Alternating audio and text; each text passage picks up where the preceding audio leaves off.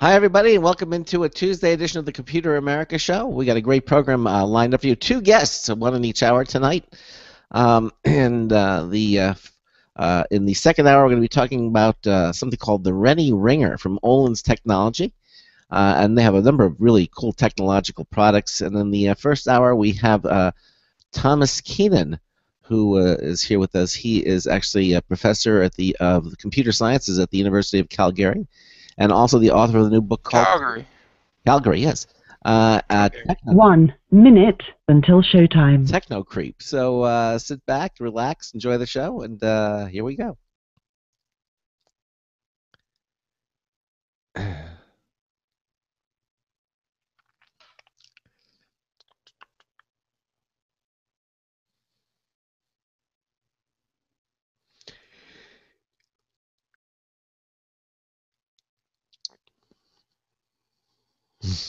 Jack in the chat room wants to know if he's a techno creep.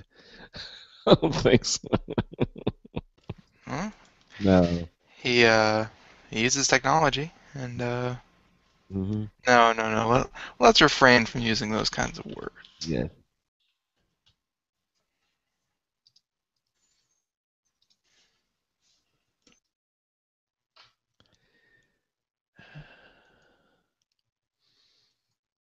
Your show will go live in 5 seconds. 4, 3, 2, 1.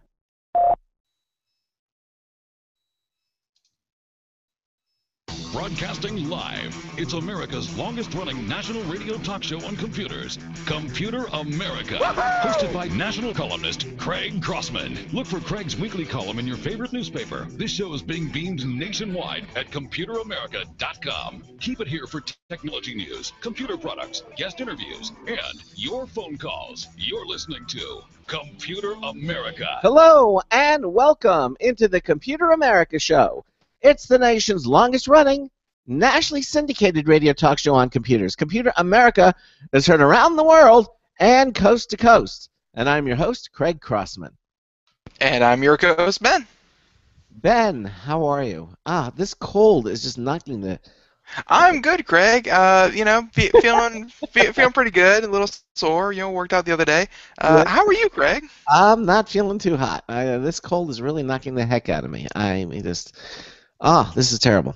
Is it flu size, or is it just a cold? No, because I don't want to be on the show if you have a flu, because I might get that. No, you can't catch it over the microphone. There's just no... What are you talking about? People get bugs on their computer all the time. No, not biological ones. Only. Oh, okay. Only synthetic ones, but well, that's good to know. We have a guest in both hours of tonight's show. That means we won't have our computer news segment, which is normally brought to you by Slimware Utilities, the official optimization software of Computer America. We'll have them back, of course, later on in the week.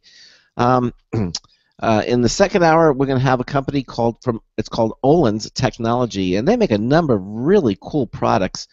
One of them is called the Rennie Ringer, which allows you to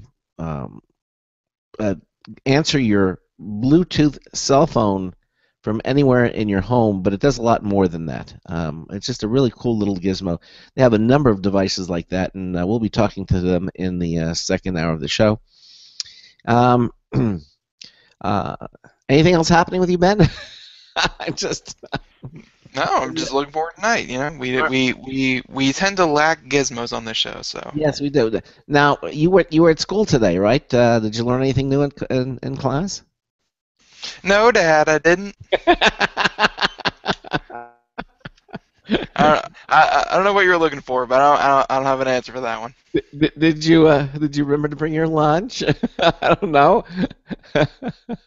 Yeah, but the other kids were really mean to me, so. The local bully, wanted half your sandwich or something. Yeah, they shook me down for my milk money. It was awful.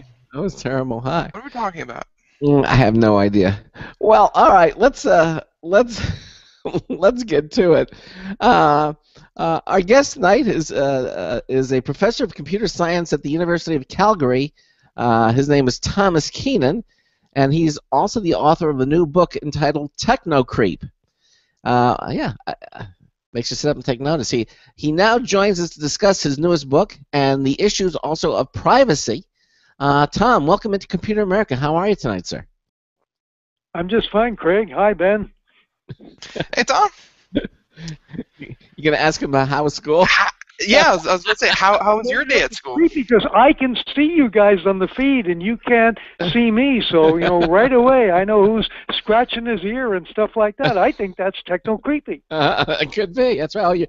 Oh, that's right. You're watching us on live video stream, and actually, you make a very good point, because what I neglected to do, again, it's just the cold is hitting me here, is to tell people how they can participate on our show. If you have a comment or a question or a suggestion for a guest at either hour, give us a call at 347-884-8881. That's 347-884-8881. I'll get you on and get you through. We also have an email. You can send us an email to live, L-I-V-E, at computeramerica.com. If you don't want to go on the air, you're radio shy, that's a great way to speak with us.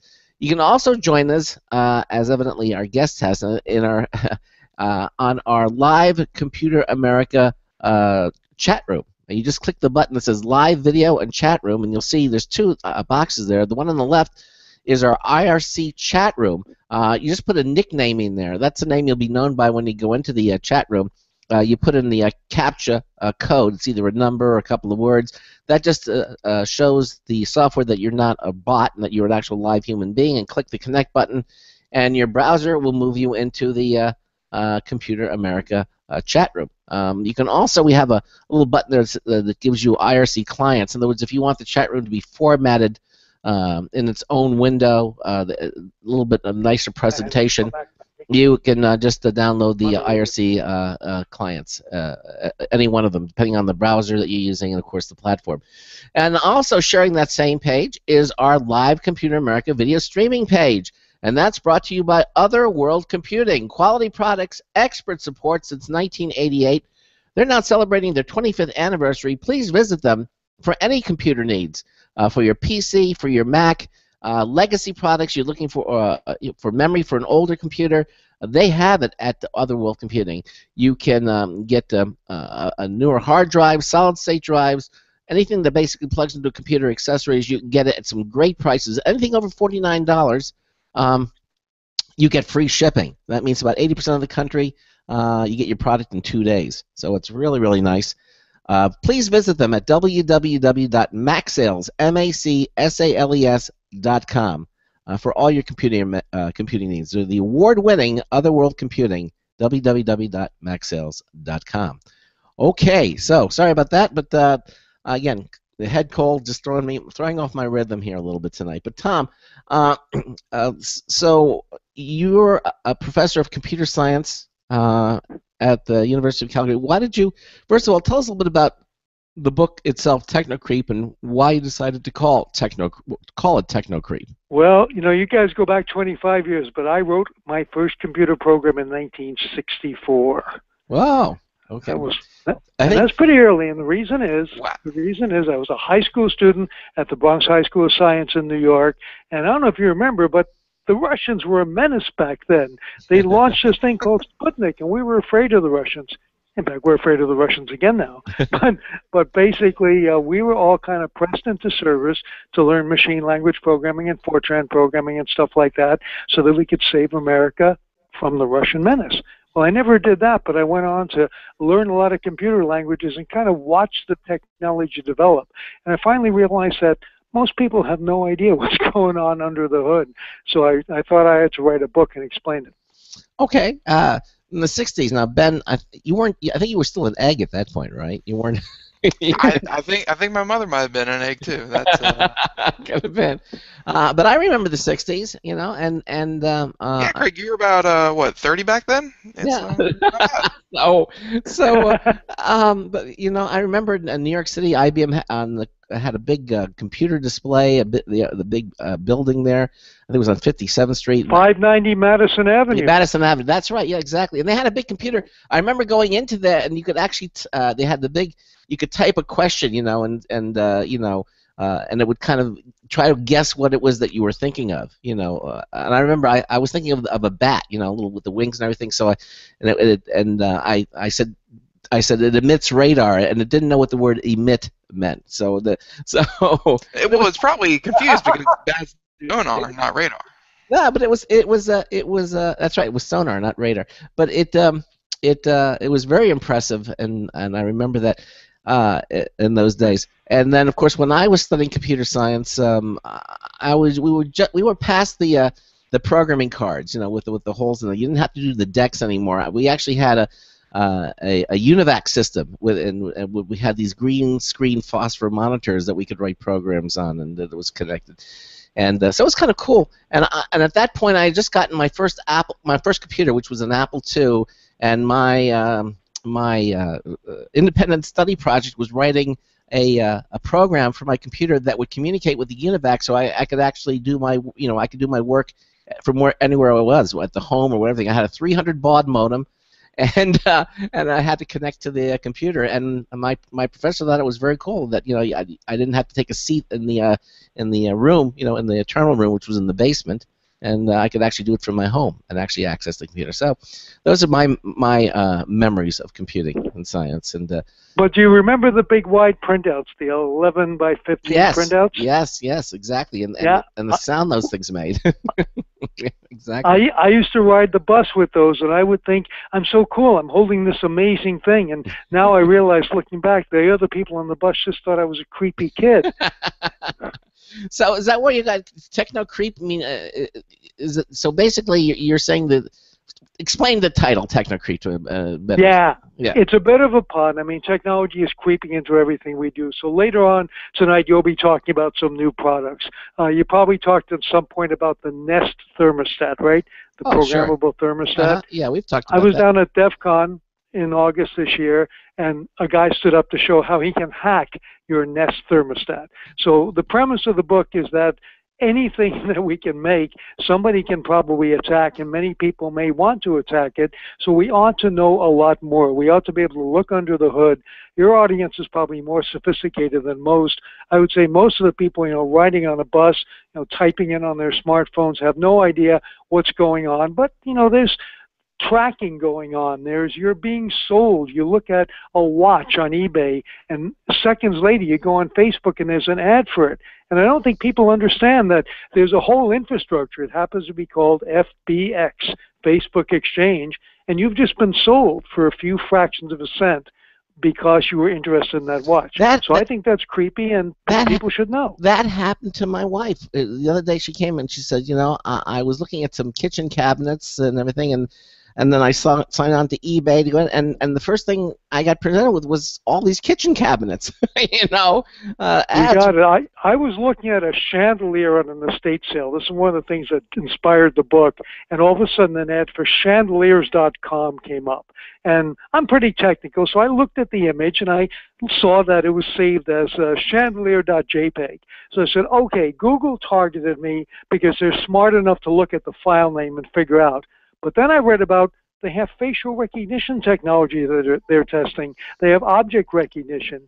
And maybe they recognized that thing was a chandelier. What's creepy is we have no way to know.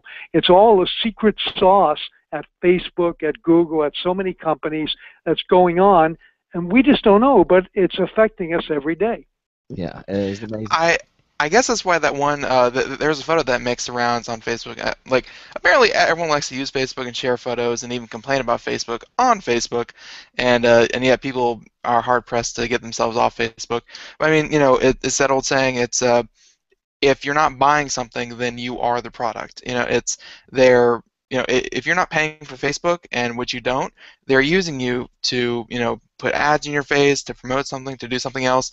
And I guess when, that is your business model, and, thanks to technology, which I'm sure you cover extensively, they've gotten really good at, serving up ads. It's not just, hey, there's 4 channels on the TV, and you want to put an ad spot, we'll make it work. No, they can target extremely precisely. Yeah, sometimes, and I agree with you. A lot of people say, look, I don't have any kids. I don't want to see ads for diapers and things like that. And I understand that it got creepy for a while. If you looked at Amazon and you looked at, let's say, Call of Duty, the computer game, it would say people who bought this also bought, World of Warcraft or whatever, and adult-sized disposable diapers. And that was a true observation. There was a correlation there, but it was a little creepy. So now I checked it recently. Amazon doesn't recommend diapers to video gamers anymore. Oh, gee. The only correlation I can guess between those two is that Grandpa wanted to buy a gift for his kids, and Amazon is a one-stop shop. Nice, but they were size 36 to 38 waist, so maybe Grandpa didn't want to get up from the workstation because he was winning the game. That's right. There's no timeout in World of Warcraft. If you get up and leave, yeah. This is why we didn't understand.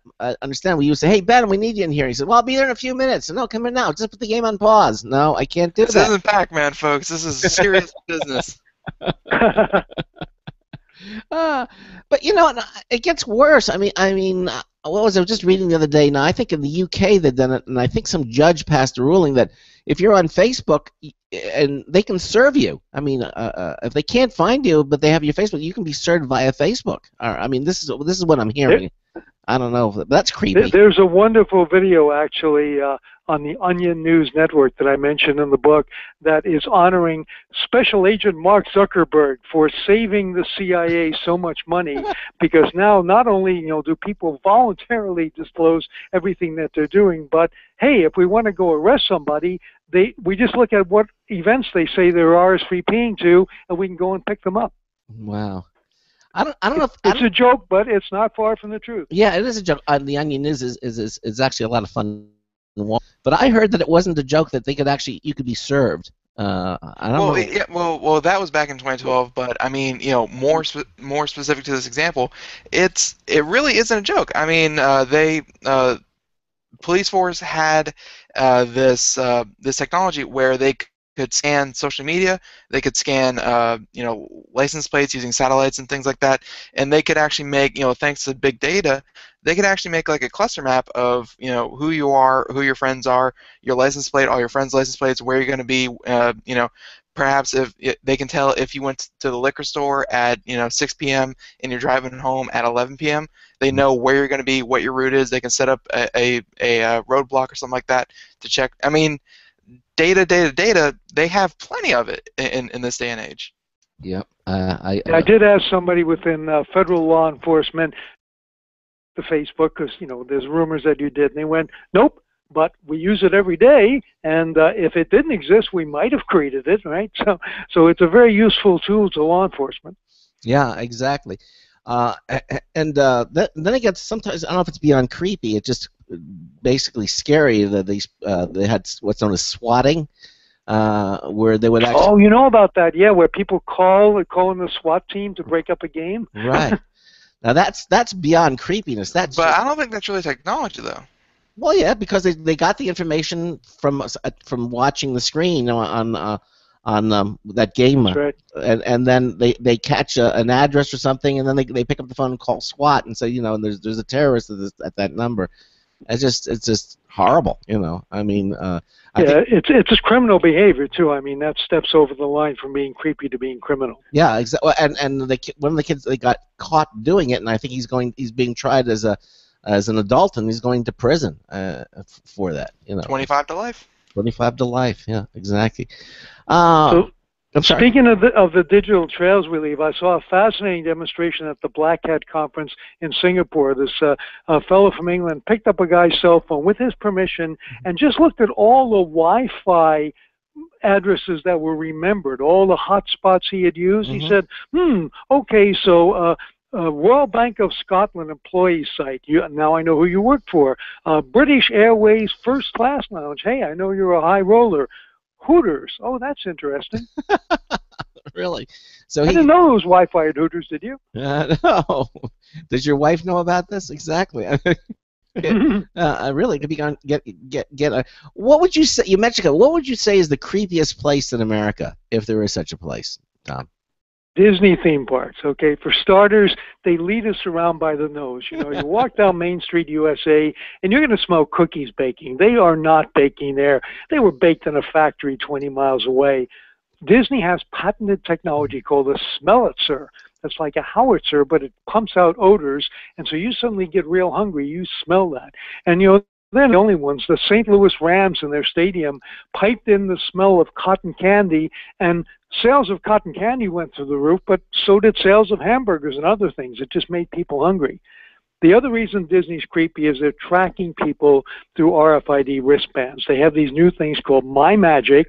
Put them on your wrist, and it gets you into the park, and then all the time you're in the park, they can see where you are.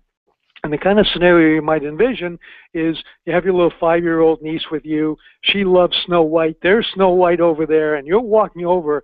Snow White sees on her tablet, Sally is approaching. Sally's favorite character is Snow White. Sally's remaining spending limit for today is $42, right?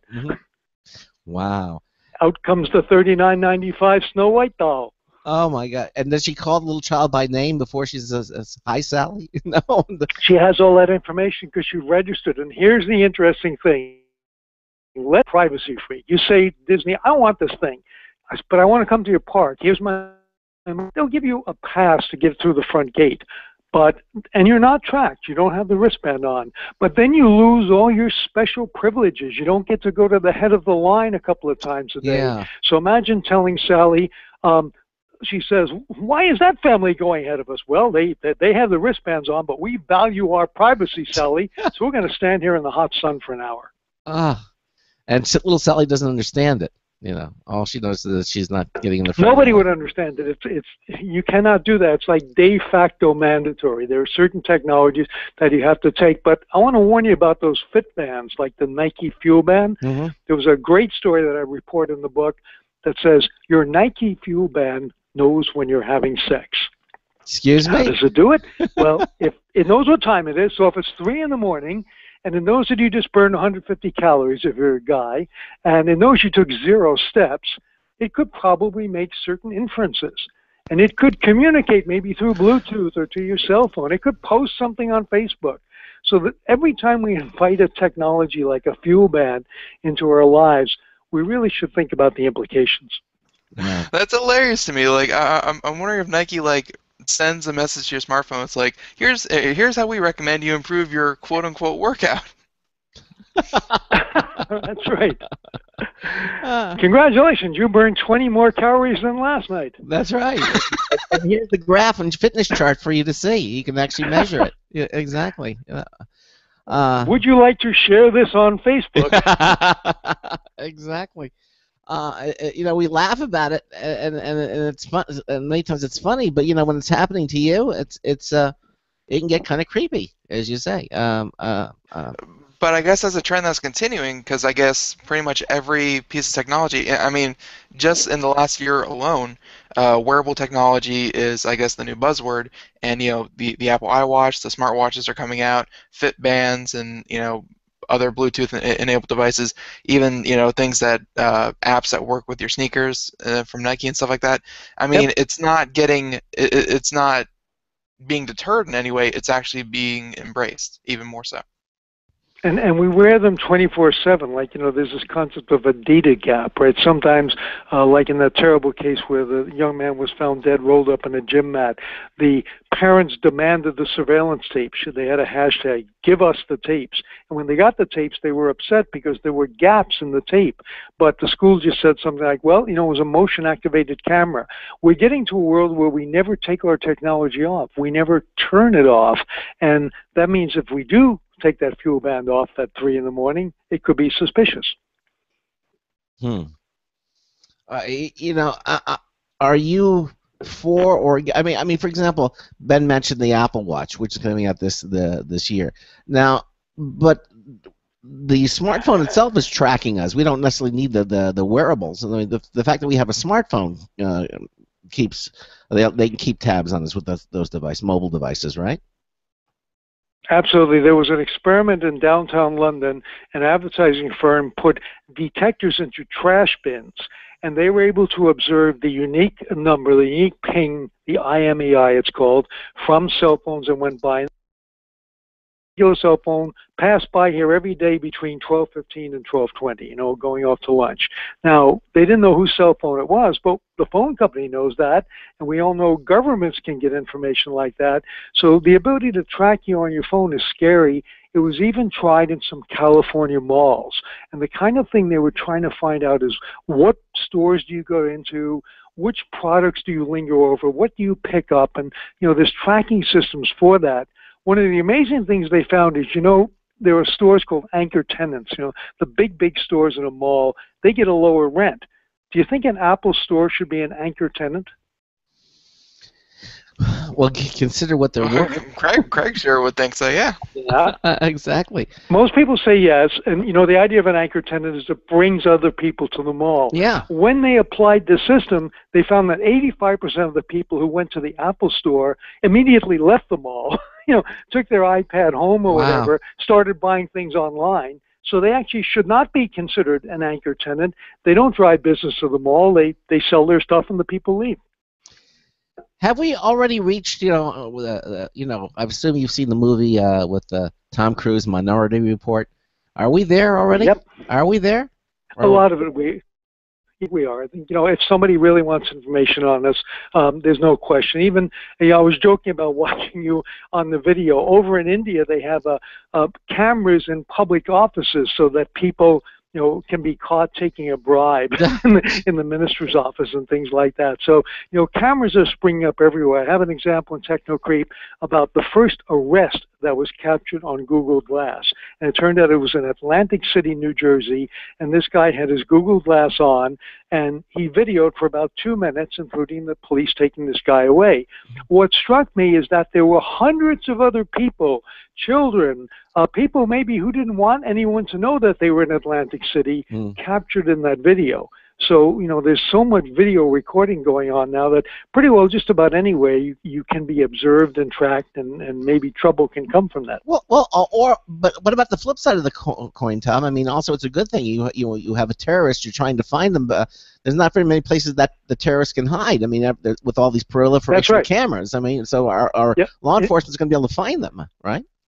Oh, absolutely. I mean, the Boston Marathon, the camera at the Lord & Taylor store on Commonwealth Avenue in Boston was very helpful in getting those photos of the Tsarnaev brothers, and there's no question that this stuff can be useful. The problem is, most of us are not terrorists. Most of us are just going about our business.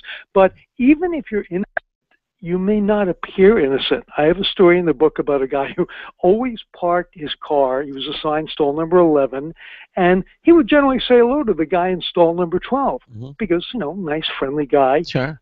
Guy in 12 was a big mafia figure. My friend didn't know about that, but he was in the police computer as known associate because he said hello to the guy every day. He was totally innocent, but he was still tagged that way. And how did that impact his life? Well, I don't think that impacted him at all, but I've heard of other people who have been in databases, incorrectly. So one example was an engineer who would always get a job interview because he was really good, but he never got hired. And he finally got a headhunter to get his what's called public data file, which is a silly name because it's actually not available to you as the public, but the headhunters can get it. And the headhunter said, well, don't you understand why you're a convicted murderer? And he said, I am not. And they had scrambled his Social Security number just enough so it crossed over with the file of a murderer. And that's why he was ultimately never getting a job. So did he finally get a good job? I know. He got that clear, but I talked to another woman, dealing with the same company, and she said, I was in small claims court, but I actually sued somebody. And I wanted them to note that because it was hurting my credit rating. And they said, is it a fact that you were in small claims court that day? Yes, but I was. And they said, well, that's all we're going to put in there. They wouldn't let her show that she was the plaintiff, not the defendant. Wow. So little glitches like that can really mess with your life, can't it? But, That's right. And generally, you're unaware of them. I mean, they're building up so much of a profile on you. So, I sort of suggest in the book, maybe you don't always want to tell the truth. When you're giving out your name for... Yeah. Whoop. Did we lose you, Tom? Yeah. I think we lost him. Tom, yeah, I think we lost him. This is an interesting interview, too. I think I'm going to have to try to get him back. Yeah. You were calling him on Skype? Nope. I was calling him by a phone. I'm gonna go ahead and try to get him again. Wait a minute. Let me see what's happening here. Oh, I see what happened.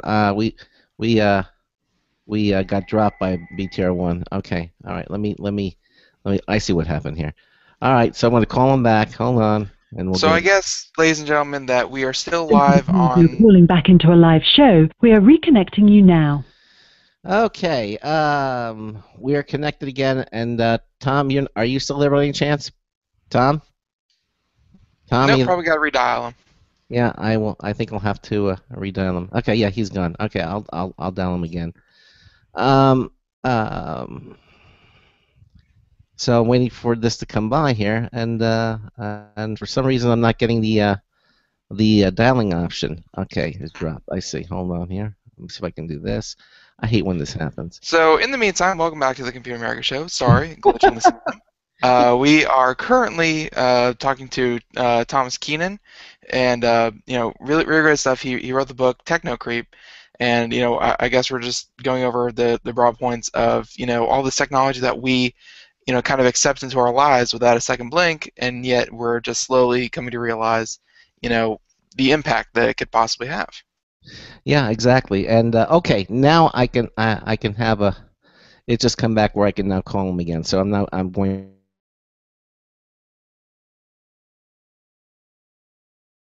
You're listening to the Computer America Show on the Boost Radio Network, on the Blog Talk Radio Network, on the IRN Welcome Radio to the Network. Gladstone Hotel, a unique urban hotel in the heart of Toronto's vibrant art and design district. Okay. Turn to this main menu at any time. Press the pound key. All right, there we go. We'll be right back. For venue rentals and catering, press 1. To make dinner reservations in the cafe or the Melody Bar, we'll be right back. Stay with us. To reach a hotel guest, press 7 and their room number. If you know the extension of the person you are calling, enter it now. For an administrative directory, press 3. For our address, fax number, and website information, press 4. For directions to the hotel, press 5. For all other inquiries, please dial 0 or stay on the line for further assistance. I'll transfer you now. All right. Painful waxing and no more wasting your valuable time. Gone unwanted facial hair? No has patented thermocon technology that works on all hair and skin colors. Yes. So it's Can I have room for using 302, on all please? body- Room 302? Yes, one moment.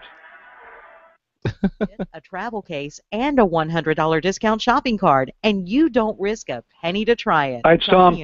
Tom, it's Craig Crossman. Just stay on. Free. Call 1-800-953. So, hi there, guys. Sorry we lost you there. Stay on. I'll be right. We'll be right back with you. 800-953-5415. Sure. Looking for a best friend? Brother Wolf Animal Rescue has your best friend waiting just for you. The mission is to protect and enhance the lives of companion animals and the people who love them. Their no-kill rescue shelter is open year-round, making it easy for people to adopt their best new friend. This year, Brother Wolf will find homes for over 2,400 orphan dogs, puppies, cats, and kittens. All have ended up as an orphan through no fault of their own. Brother Wolf has created a safe, nurturing environment where these special animals can heal emotionally.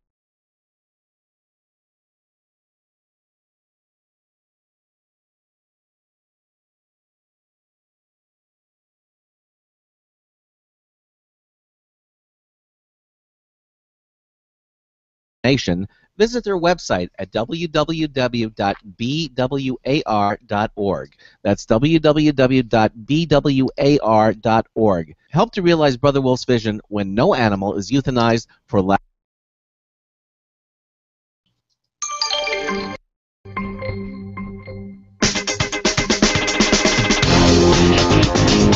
Dos Vidania, it's Marty Winston with the News Tips Computer America, this time the UNU Ultra Pack Tour. Now, we're impressed with UNU Electronics and their understanding of the importance of users or power-starving gear. Their Ultra Pack Tour is one of the nicest high-capacity power pucks we've seen, and quite nice looking. It's a sleek, black, rectangular slab with a footprint just slightly larger than a 3x5-inch card and about 3/4 of an inch thick. Its guts boast a 10 milliamp hour lithium polymer battery, fed by a 12-volt, 2.5 amp wall wart using parallel charging to fill it faster than most such gear. An LED display shows a 5-segment status bar graph in a battery outline, plus a numerical percent of full readout, plus the time remaining to reach full charge. The business end offers both 1 amp and 2.1 amp charging ports.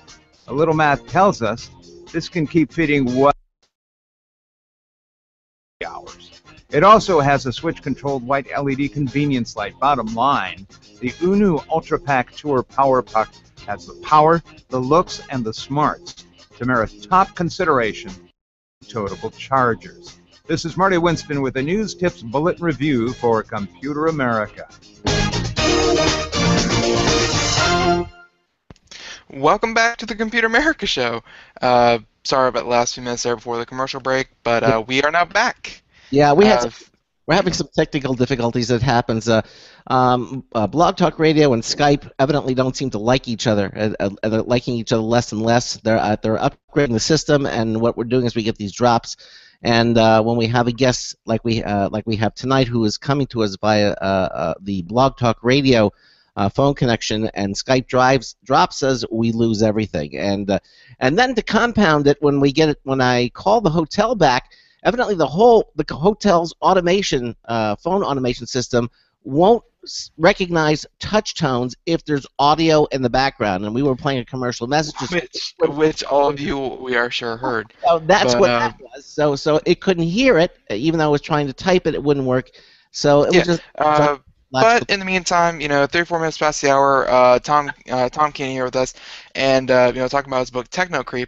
And one thing I got to say, I have not read your book, unfortunately. I'm very interested in doing so, but it seems like it's very well researched, because every time we bring up a point, you have about 2 or 3 stories or anecdotes to kind of confirm what you're saying. So I mean, research. You must have just been combing the news for. It's guys like you that made me write this book, because I'm always getting called by the media, like, why is this thing so creepy, or what is this all about? So you guys forced me to do the research.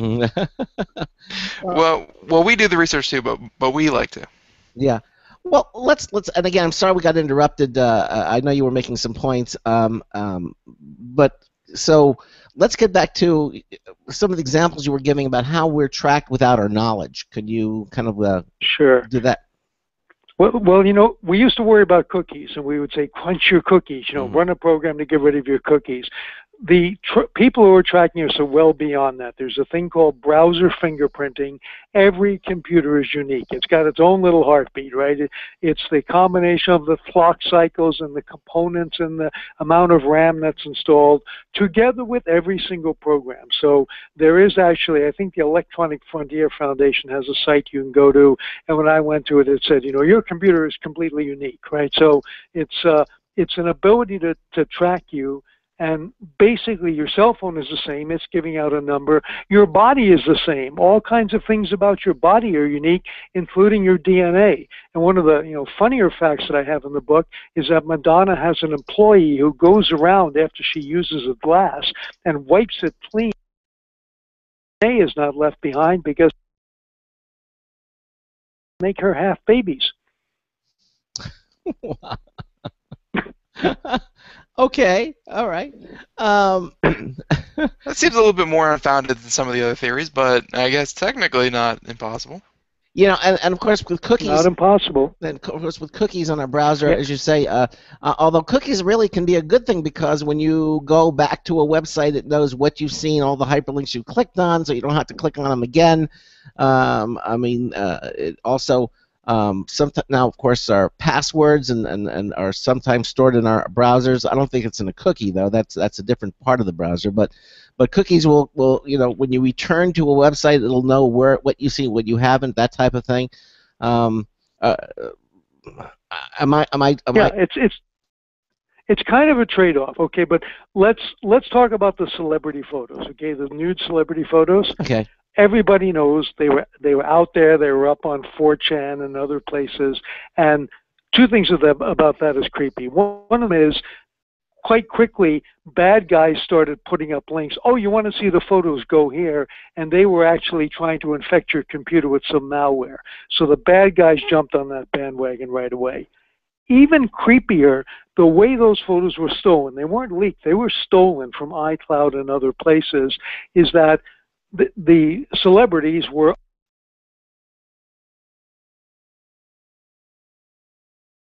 it's very convenient to have all those forms pre-filled. They were allowing their photos, whenever they took them, to go up to the cloud. Because they didn't go through something like Instagram or Facebook, they weren't sanitized. And by that I mean the EXIF data, the camera that took the photo, the location it was taken, was still preserved. So very quickly, when we got a hold of those photos, and they were out there available, a bunch of us looked at them and said, oh my gosh, there are precise GPS coordinates, latitudes and longitudes, which would give away locations. So it's even creepier than just nude photographs. They're nude photographs and undisclosed locations. Okay, well, now, I mean, it keeps getting more and more creepy, but what about our kids? You have some examples? That's a good question. What about the children? Yeah, what about the children? Yeah, well, I mean, one of the creepiest things I found actually was the misappropriation of children's photos. There was one boy who has Down syndrome, and his parents found a photo of him on a radio station website. Just a terrible thing. He was photoshopped in to be holding a sign, retarded news. And they didn't just get angry, they sued for millions of dollars because they said, he was damaged. Even weirder, there was a woman in Hamilton, Ontario, who somehow was pointed to an adoption site, a fantasy adoption site. And this is a weird, creepy thing where people pretend like to virtually adopt babies.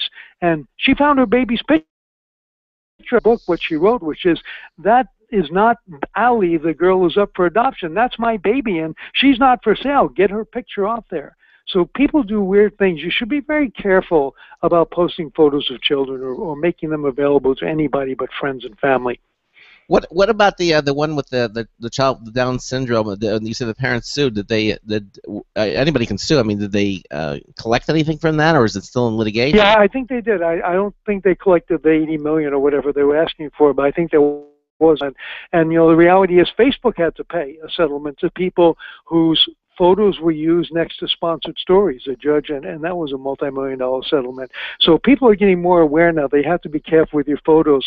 But let me tell you one of the creepier experiments. A buddy of mine took the photos from Match.com, which is a dating site. And as you may or may not know, when you go on those sites, you don't give your real name generally. You make up a pseudonym. I'm Sexy Babe 235 or Hung Guy 404 or something like that. And then if you like the person who's communicating with you, you say who you are.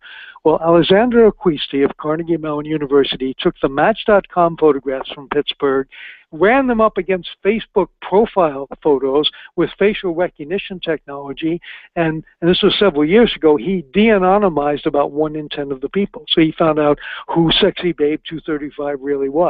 And he says that technology is getting better and better, so soon he expects we'll walk down the street and either point our phone at somebody or look at them through Google Glass, and they'll be instantly recognized, right? And then we'll have up in our display, their name, their children's ages, the children's birthdays, and all that. So it's going to totally change our social interaction. Yeah, Charles Tendell, one of our other co-hosts, has a Google Glass, and he was talking about software that would allow him to look at a person's face and have him recognize them and then display all the details. That is spooky. Okay, we talked about our children. What about our pets? Yeah, well, first of all, one thing that's creepy is that pets have become like children. So I have examples in the book where, people have created elaborate devices to remotely talk to their pet while they're away. One guy created a thing with a laser pointer for his dog to chase. There's a whole section there on plastic surgery for pets, and there actually are replacement testicles for male dogs that have been fixed that are called nudicles. No way. I've seen those. Is not damaged. The weirdest stuff, I guess, about pets is that there are people who think we will communicate with our pets. There's a professor in Arizona who is already speaking prairie dog language. He can whistle with the best of the prairie dogs. He knows what they're saying, and he figures within the decade we'll be talking to our dogs and cats as well. You mean Dr. Dolittle becomes a reality? Well, Google pulled an April Fool's prank that was really funny a couple of years ago, and they basically said, introducing Google Talk for Pets. And it said, we basically have now cracked the code of what meows, when they're saying change my litter box and when the dog wants a walk. And they have this special collar that interprets the growls and meows and so on, and then, sends it to you via Google Talk. And if you fell for this thing and you actually clicked to be one of the first to receive this, you were taken to the Wikipedia entry for April Fool's Day. Yeah, you have to check the date when you read things like that to make sure it's not April Fool's. Exactly. Do you really have to, though? Do you really? Oh my gosh. Okay, so these are just some of the creepy things that you've discovered. Can you give us a couple of examples? I mean, I know you started talking about when we had the disconnect, but these are very entertaining. And again, you can all read this in the book Technocreep. If you want to get a hold of the book, where can they go to get it? Yeah, it's available online. It's on Amazon. It's in physical bookstores. There's an audiobook version coming out in a few weeks from Audible, so you can get it as an ebook or a paperback. I want to make it very widely accessible so everybody can basically get this news, because there's stuff in there that you need to know. I'll tell you a story about Miss Teen America, Cassidy Wolf. And Cassidy, like many teenage girls, took her computer with her into her bedroom, and she was horrified to be sent nude photographs of herself.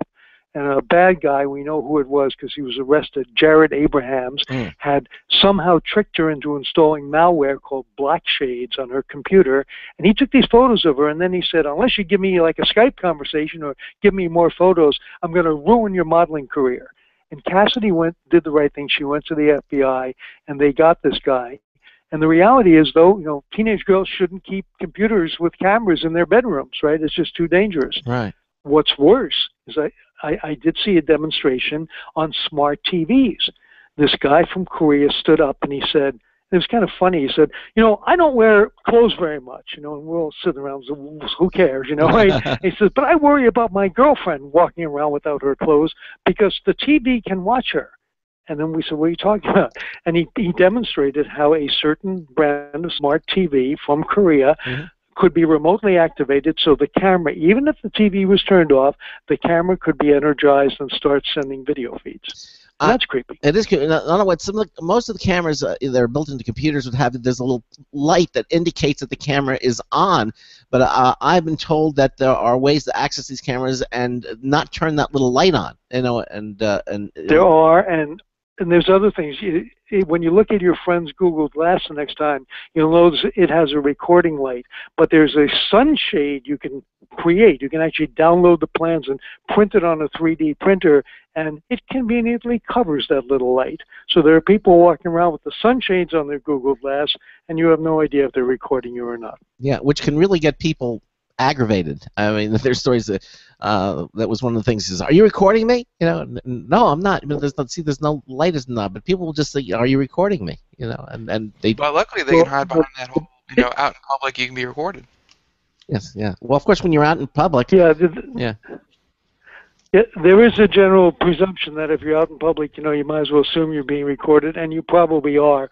Certainly in places like the City of London, there are multiple cameras, so just about everything is being tracked. And even the way we walk is being analyzed. Not too many people have thought about this, but soon after 9/11, the Aberdeen Proving Grounds people, U.S. Army Aberdeen Lab, started working on those videotapes because they had videotapes of the 9/11 terrorists from Logan Airport, and they actually identified characteristics of how they walked.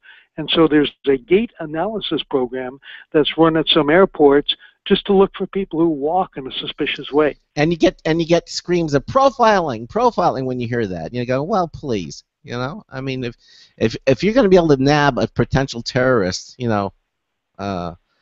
my thoughts is profile away, but who knows? Yeah, and I think you're right with that, although sometimes it goes pretty extreme. Do you guys remember the Furby? Yes, I remember the Furby. Oh, yeah. Okay, so the Furby was, and there's a brilliant section in the book, if I do say so myself, on analyzing the Furby. It was the toy that everyone had to have, and I think it was the early 90s or so. There were Furby fights at Toys R Us to get the last Furby for your kid for Christmas. And I have a letter in the book from the NSA banning Furby from the premises. And the reason is they said that all recording devices and toys, specifically such as Furby, that can reproduce human voice, are banned from our building. Well, somebody took apart the Furby, and here's how Furby worked. It knew 200 words, 100 words of its own language, Furbish. So they were words like mamieo, which means pet me more. And as you stroked it and talked to it and played with it, it gradually learned English, which really means it unveiled the 100 words of English that it knew. So instead of saying mamieo, it would say, I like you, I love you. Or if you had two Furbies, they would talk to each other. They would go, here, kitty, kitty, here, kitty, kitty, here, kitty, kitty, which drove real cats crazy. Anyway, as somebody said in a blog post, you could read the Furby Portuguese pornography for 48 hours and it would still come out with the same list of 100 words. It was totally pre-programmed, but, the NSA, maybe they're not real good with technology and they couldn't figure that out. Yeah. But, that's true. That's very funny. But, I tell you, in this day and age of heuristics, that's not unreasonable to assume that devices can learn, as they get smaller. I mean, maybe the new Furby does. I have one of the old Furbies here with me, and it just says the old words, but maybe there's a Furby Plus that's coming down the line. Furby Plus actually can take top secret things and spill the beans if you take it to the bar. Yeah, exactly. All right, so then tell us a little bit about. We have about 10 minutes left, Tom. What creepy things you think we'll be talking about in 2019, what 5 years from now? Hey, that's a great year that you picked because 2019 happens to be the 50th anniversary of Woodstock. So I have a section in the book as to what Woodstock 2019 will be. They're going to have the anniversary in the same place, upstate New York. And what's going to happen is, first of all, you'll get there and you'll be annoyed because there'll be all these, disposable drone cameras flying in front of your face that people have launched, right? And we'll all, of course, have very sophisticated smartphones. Now you can run a kind of people finder thing and find out where your friends are. The people finder thing in 2019 is going to not only find your friend, but tap into their brainwaves. It's going to find out, what they want to do. Are they hungry? Are they horny? Who knows, right? And it'll be actually interpreting their body, certain parameters of their body, so you'll learn a lot more about them than just where they are. Is that TMI? I actually interviewed Dr. Lee. Go ahead. I said TMI, too much information about your friends? Exactly. Yeah, too much information. Well, I interviewed Dr. Leroy Hood, who's a famous American biologist, and he said, well, if you get sick and you go to the medical tent there, we'll take one drop of your blood, and we'll be able to find out, 10,000 things about you. We'll be able to give you personalized treatments and all that. And he said it'll also get a lot cheaper. And that's good because, remember, they'll have your DNA, so you're not going to skip out on that medical bill, right? Yeah. So, and I think that's absolutely true. I think they're having more and more of these testing devices that will get more information from a single, from a drop of blood. Right now we're doing these really, costly advanced tests. I think that you will find it, but I don't know necessarily if that's creepy. I mean, that's a good thing, but I guess it's like anything else. It's a tool. I mean, it depends how you use it. You use it for good and for bad, right? You're right. There's a guy driving around New York with a mobile DNA testing van, okay? So he's on the side of it says, find out who's your daddy, that type of thing. And it's quite hilarious, actually. And the point is that, lots of people are doing DNA testing. I do encourage you, if you send in your DNA, don't attach your real name to it. Use your cat's name or your dog's name. Get an anonymous prepaid Visa card or something to pay for it. So you don't ever want your DNA tied out there. And there's a story in the book called Target Knows Teenage Girl is Pregnant Before Her Father. Oh, yes. And quick summary of it, man comes in, do you know the story? Yeah, I know. I think we talked about it in the news story. Yeah, but please tell it. Please tell it. Okay, very quickly, man comes into the store and says, why are you sending my 16-year-old girl baby carriage ads and stuff? You're encouraging her to have sex. She's just in high school. 2 weeks later, and the store apologizes. It's a Target store near Minneapolis. 2 weeks later, Dad apologizes, said there were some things going on in my house that I didn't know about. She's due in August. Target realizes that it's creepy to be targeting these girls with this, but they want their business because you spend a lot of money on your first baby, carriages and all that. Yeah. So they came up with a brilliant strategy. They still target these girls, but they mix in barbecues and power drills. So when they look at the flyer, they go, oh, it's the regular Target flyer that everybody gets. Oh, look, a baby carriage on sale. So that's creepy. My scenario for 2019 is you will go into Target and we'll still be using PIN numbers. So when you touch the PIN pad, they will take the PIN pad will go away like those disposable toilet seats that cycle away, and it will do an instant DNA analysis of you. And so maybe the next time you come to Target, it goes, did you realize you're pre-diabetic? Here's a coupon for some special pre-diabetic medicine. So they'll know a lot about us. Yeah, I know now. I mean, I saw it the other day. Was it a local pharmacy? And they used to have the different tests. If you're pregnant, and now they have a DNA test. So you can put it in. And I'm pretty sure they just came out one with for AIDS not too long ago. That was just like a mouth swab. But the DNA one, the thing they were promoting to sell that was to make sure that if you have a child, you want to make sure the child is yours. The DNA testing kit will prove whether it is or not. And it's it's your local it's your local CVS. You see this at in a local drugstore that they're selling it for $24.95, once you get that done, it's cool data. Like I actually have a file of my own DNA, and every once in a while a buddy will send me, check out SNP number so-and-so and see if you have it. And I'll say, well, what's that for? And he said, well, it's how fast you metabolize caffeine. So there's either this gene or that gene. Are you a fast or slow metabolizer? So as we find out more about how the genome in the body works, you can take your own genome and you can analyze it. And you can find out if you have if you're predisposed for different conditions via genetics. That's and the question is, do you want to know? I have a section in the book on Huntington's disease for which there's no cure, and why would you want to tell a 4-year-old you're doomed, right? So there's real ethical questions behind testing. Well, maybe, but the 4-year-old. By the time 4-year-old grows up to that point, we'll find a cure for it. I mean, that's what we're hoping. That's what everybody's hoping. They're saying genetics is really the future of medicine, and that we're going to be able to do some amazing things. I don't remember the movie, but there was a whole movie on the premise of, in the future, when you have a kid, it's going to be in a test tube with your parents' DNA, with, mom DNA, dad DNA, and then they're going to engineer it so that, there will not be, there will be no autism, there will be no cancer, there will be no, heart disease. They'll be able to take the genome and just kind of weed everything out. And then, like, the whole point of the movie was, these parents were taking this insane risk of having a natural-born baby, and then the doctor goes through and lists, percent chance of all these diseases. I mean, that's becoming true. In the future, a baby that will be born without any genetic deficiencies is possible. Yeah. Wow. Absolutely right. And I'll give you a weird little fact. When you were born, if you were born in North America, they probably took some of your blood from your heel to test you for certain abnormalities like PKU that they can fix with medicine. And that blood was probably put on a piece of blotter paper and is sitting in a file somewhere. Parents have now been suing to have those destroyed, like in Texas, because they contain your DNA. So there really is the beginnings of a national DNA database. I uncovered that when I was researching the book that nobody ever knows about. Well, I'll tell you what, if you want more information or you want to get the book, just go to our website, go to computeramerica.com, go to our show notes page, just click on that, and it'll take you to our show notes. You'll see today's date, which is September the 23rd, and you'll see in the first hour, Thomas Keenan, and we have a link to the website, Technocreep, where you can go ahead and order the book and find out for yourself. And if you find any of these stories fascinating, which we have, I think they're terrific.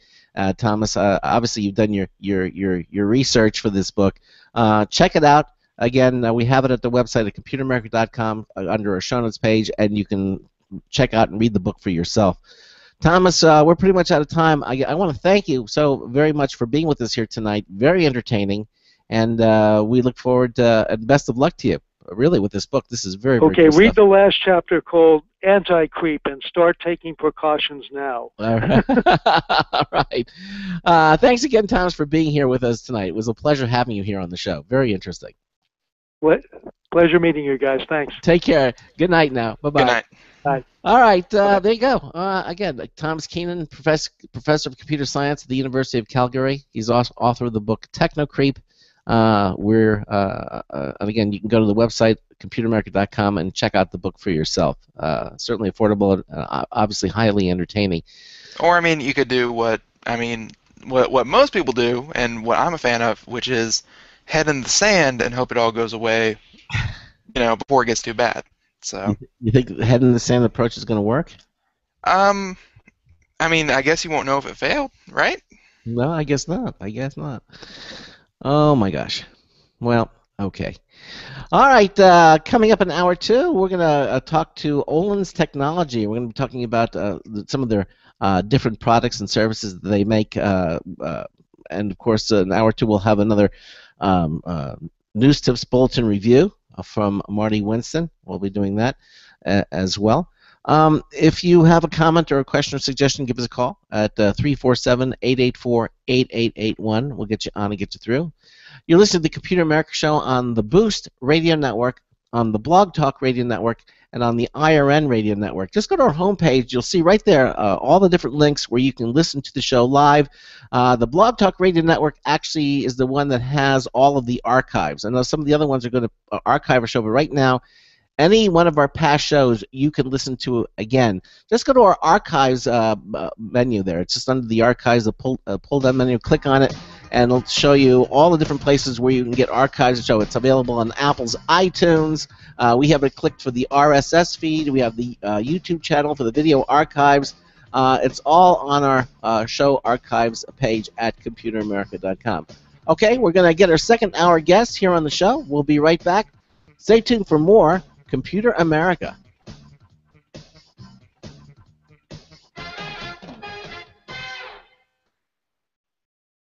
Broadcasting live, it's the only national radio talk show on computers to air every weeknight. Computer America, hosted by national columnist Craig Crossman. The first hour's behind us, but there's still more of tech news, tech talk, and your phone calls. We're being beamed nationwide at computeramerica.com. You got computer problems? Bring them on. You're listening to Computer America.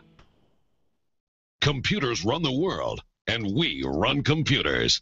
Call us or send us an email to live@computeramerica.com. Hello and welcome into hour 2 of the nation's longest-running, nationally syndicated radio talk show on computers. This is the Computer America Show, and I'm your host, Craig Crossman.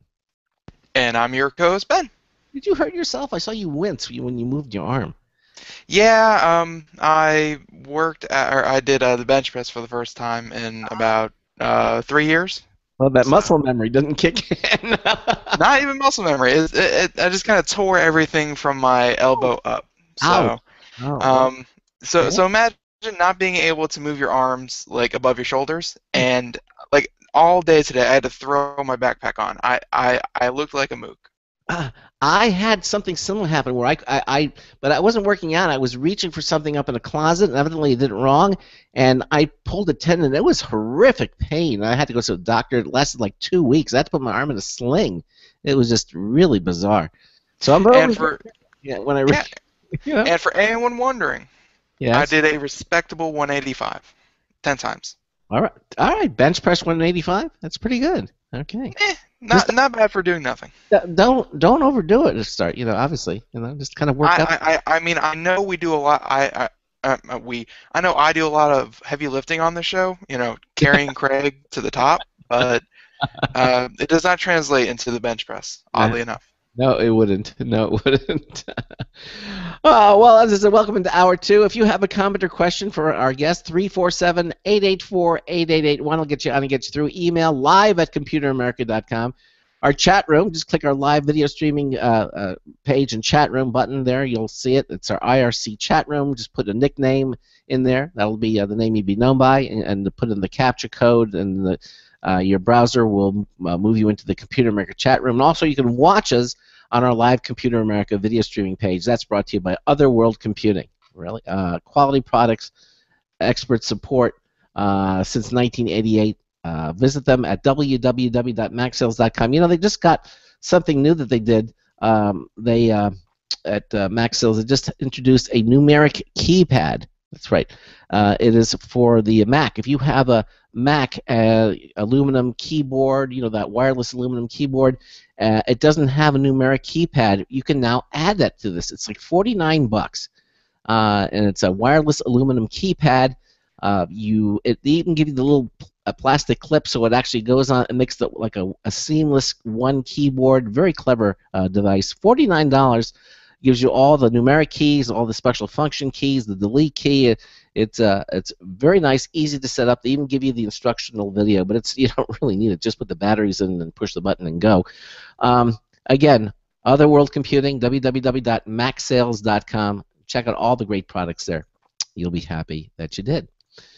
All right, so anything else before we get to our second hour guest, Ben? No, I think we're ready to bring them on. All right, well, Olens Technology makes a variety of products, including something called the Ready Ringer that uses Bluetooth to answer your cell phone wherever it may be in your home. Now, joining us is Paul McCluskey. Paul is the co-president of Olens Technology and is here to discuss all their technology products. Paul, welcome into Computer America. How are you? I'm good. Thank you very much for having me. Our pleasure, sir. So tell us a little bit about Olens Technology. How long have you been around? We actually, my business partner Ron Merritt formed it about 20 years ago, and he created some really cool products before my time, starting with the Video Traveler, which was the first portable video system designed specifically for cars, and that was his first big success. Went from 0 to 200 million in revenue in a little under 2 years. Woo! And then after that, he was making projectors and some recording devices. And we got together about 3 years ago when we merged our companies. Mine was East to West. We kept his Olens Technology name, and basically met through Pepperdine. I got my MBA at Pepperdine, and one of my entrepreneur professors. When I met him first class, he said, "You need to meet my close friend Ron Merritt. You guys would hit it off. You guys have the same kind of personalities. You're really going to complement each other's talents." And basically met up with Ron, and we did hit it off immediately. Went over to China a few times and developed some things. And then most recently came out with 3 new exciting products. Now, I got to know, this professor that introduced both of you together, did he get a finder's fee or something? Not yet, but he may soon. He may soon. We're still working with him as far as further developing the Rennie. So really, okay. I believe in being fair, of course. Yeah. But yeah, we do owe him big time. So a little bit. So that's a little bit background on how Olens Technology has been and it formed. Really, he made how many millions from the first product? Well, it was revenue. It was 0 to 200 million in revenue, and it was basically a license deal. I don't know too much about that, but it was certainly a big success for him, and kind of put him on the map as far as being able to create this global network of people that have helped us significantly over the last us together over the last 3 years, and him the last 15 or so. Now, would you call that, or what was the first highly successful product that you've done, either together or by himself? Well, yeah, that was the Video Traveler that I was discussing. Yeah. That big one, yes. And basically, I would say our biggest one is the Rennie, but we've done two products prior to the Rennie. Basically, they're both new. The first one isn't a massive product. Yeah, let me back up before we get into those, because we have plenty of time to do that. Sure. So he had this successful product before you met, and then you got it together, and I guess were the first few products designed by the newly formed Olens Technology. I mean, what were the first few products that you designed? Well, the first one was something called the Perfect Artichoke, and it's actually our first issued patent together. And it's basically a cook time measuring scale that you wrap around an artichoke, and it tells you exactly how to steam or microwave it. And we were able to patent that for all fruits and vegetables. And it's again not a huge product, but it was a lot of fun. The first thing that we kind of did together to say, hey, is this going to work out? And took it from concept to market right now, still shopping that one. But that was the first one. All right. Well, so let me ask you this. Obviously, the running ringer is something new.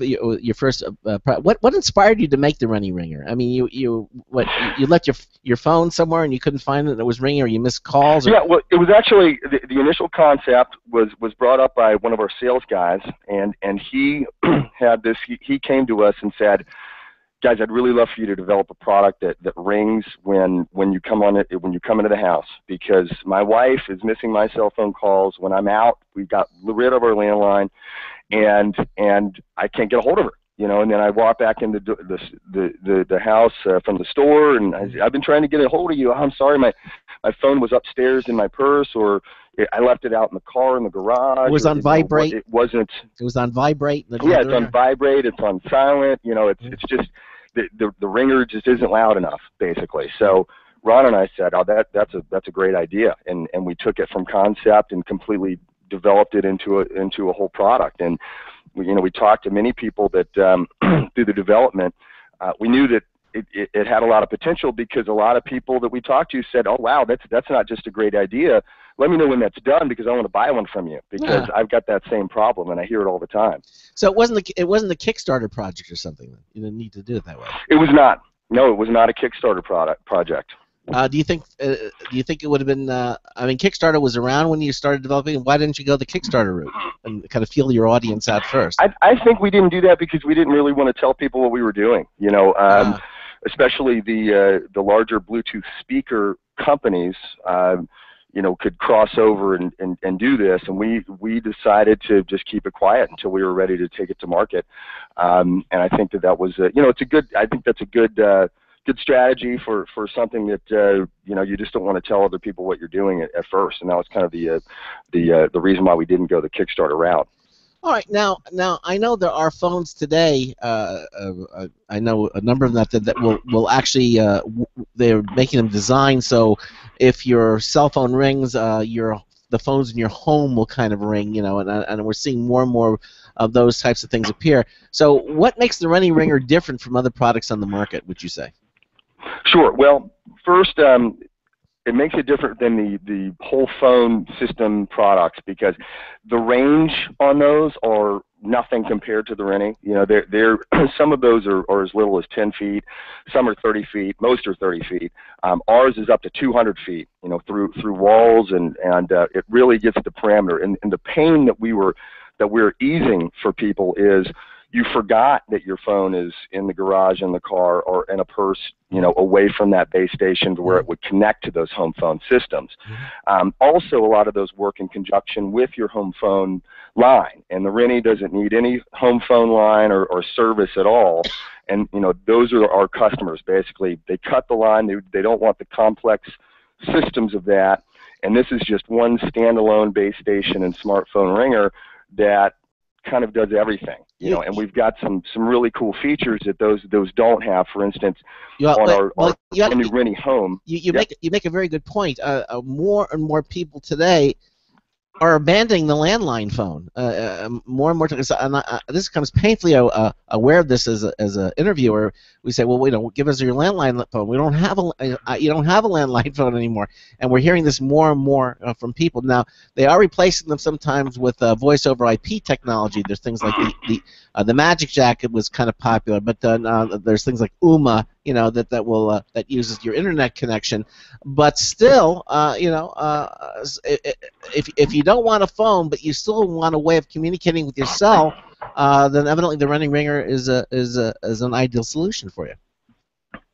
Exactly, and you brought up a good point. The VoIP systems out there, and the UMAs and those, they don't have the range. And again, it's you have to kind of remember to bring it in within range, and that's not going to also announce the name and number of who's calling. We've got this brand new feature that it announces the name of who's calling, and then the Rennie says out loud, answer or ignore. It asks you, and you don't have to touch it. You just say the word answer, and you're on the phone. Hands-free within the room, or you say ignore, and it goes to voicemail. That's very slick. Now, what kind of range are we talking here? I mean, how far away can my cell phone be from the running ringer? It can be up to 200 feet, depending on the model. We do have 3 different models, and the best range is going to be the Rennie Home. Now we So, it depends on objects within, in between, like thick walls will significantly reduce the range in some cases, and it depends on how close it is to another Wi-Fi device. But typically, we don't see any range problems. The range is there.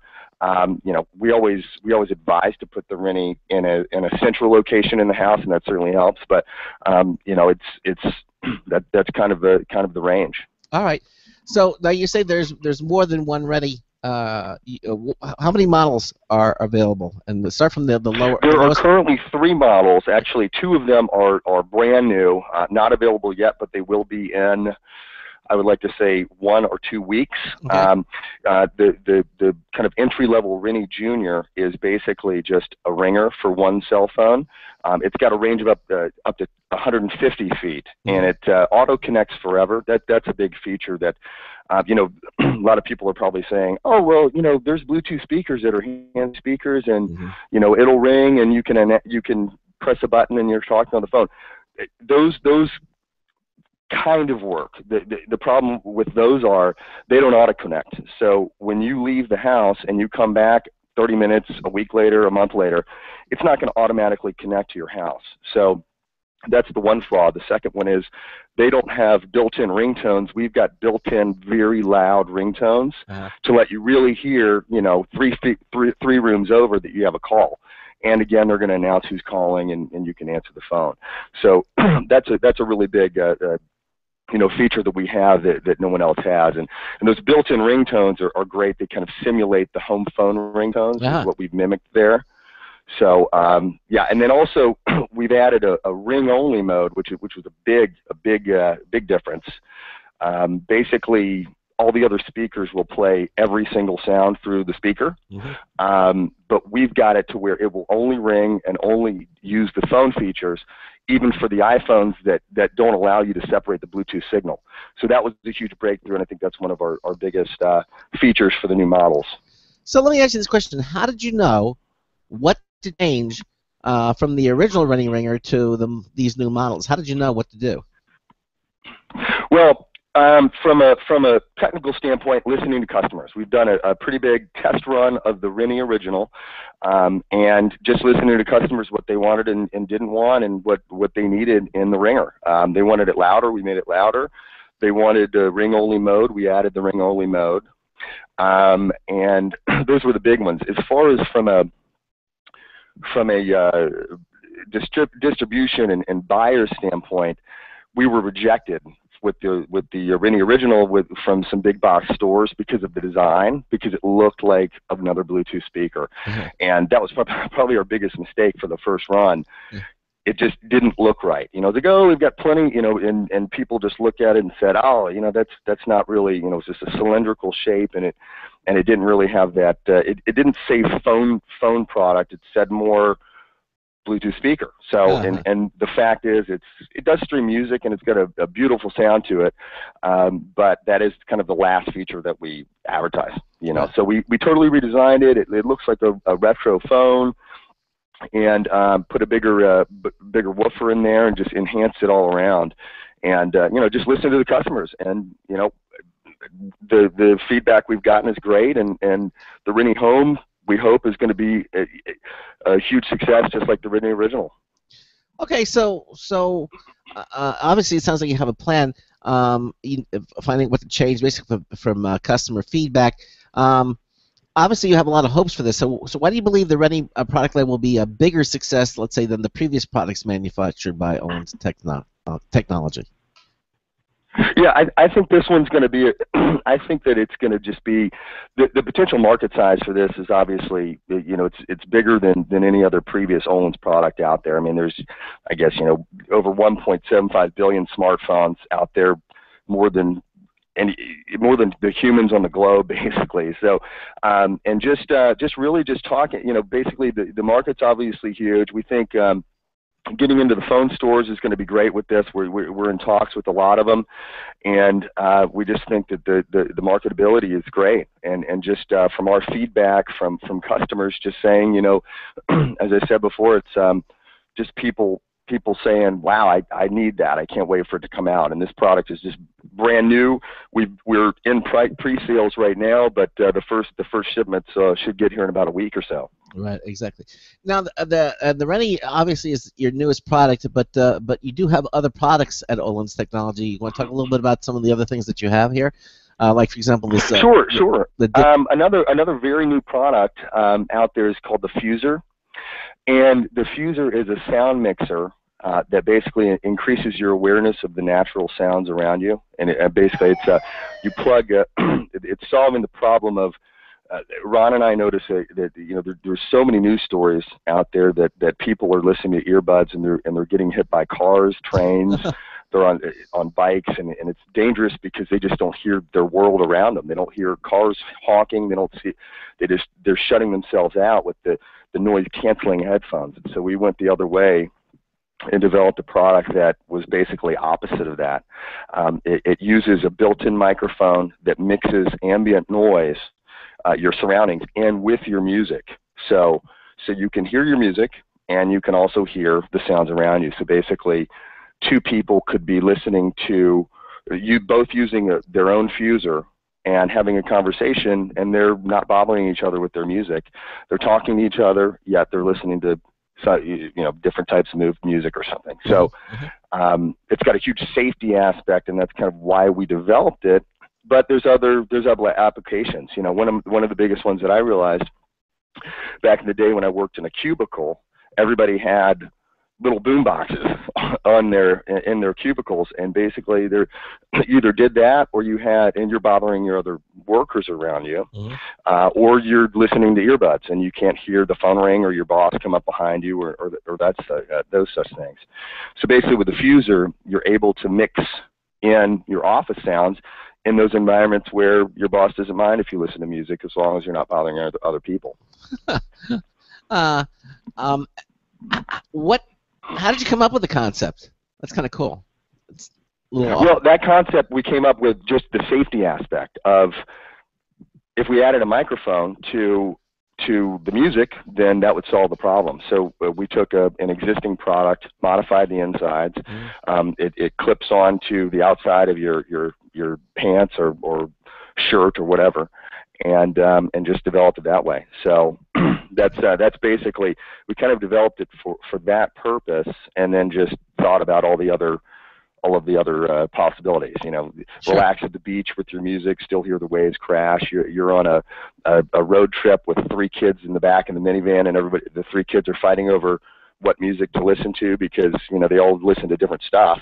But you don't want everybody to have their earbuds in, so everybody you can still talk with the family and still not shut out everything. So those are just different different uses for it. Sure. Now you also have something called the MyCorder. It's a digital MP3 recorder. Was this? I know the iPods. I don't think they still. I know originally they wouldn't record; they just play. I think that there are add-on packages now to get them to play, but still a lot of the more popular ones don't record. So I assume you found a need for something like this. Yeah, actually, honestly, that was totally Ron Merritt's idea, and that's a product that he developed. That was the last product he developed without me. So I can't speak too much to that, but it does. The slogan is record a track. If it has a jack, record a track. So you're basically you're able to record from any source that has an aux in out port. You can record guitar, old records, whatever, and it was a great idea, and it's still very successful. So it looks like the Rennie Home is really the top of the line device that you're planning to make here, and I see you're taking pre-orders from it. It's $140, $139.95 for it. When do you expect to have it at?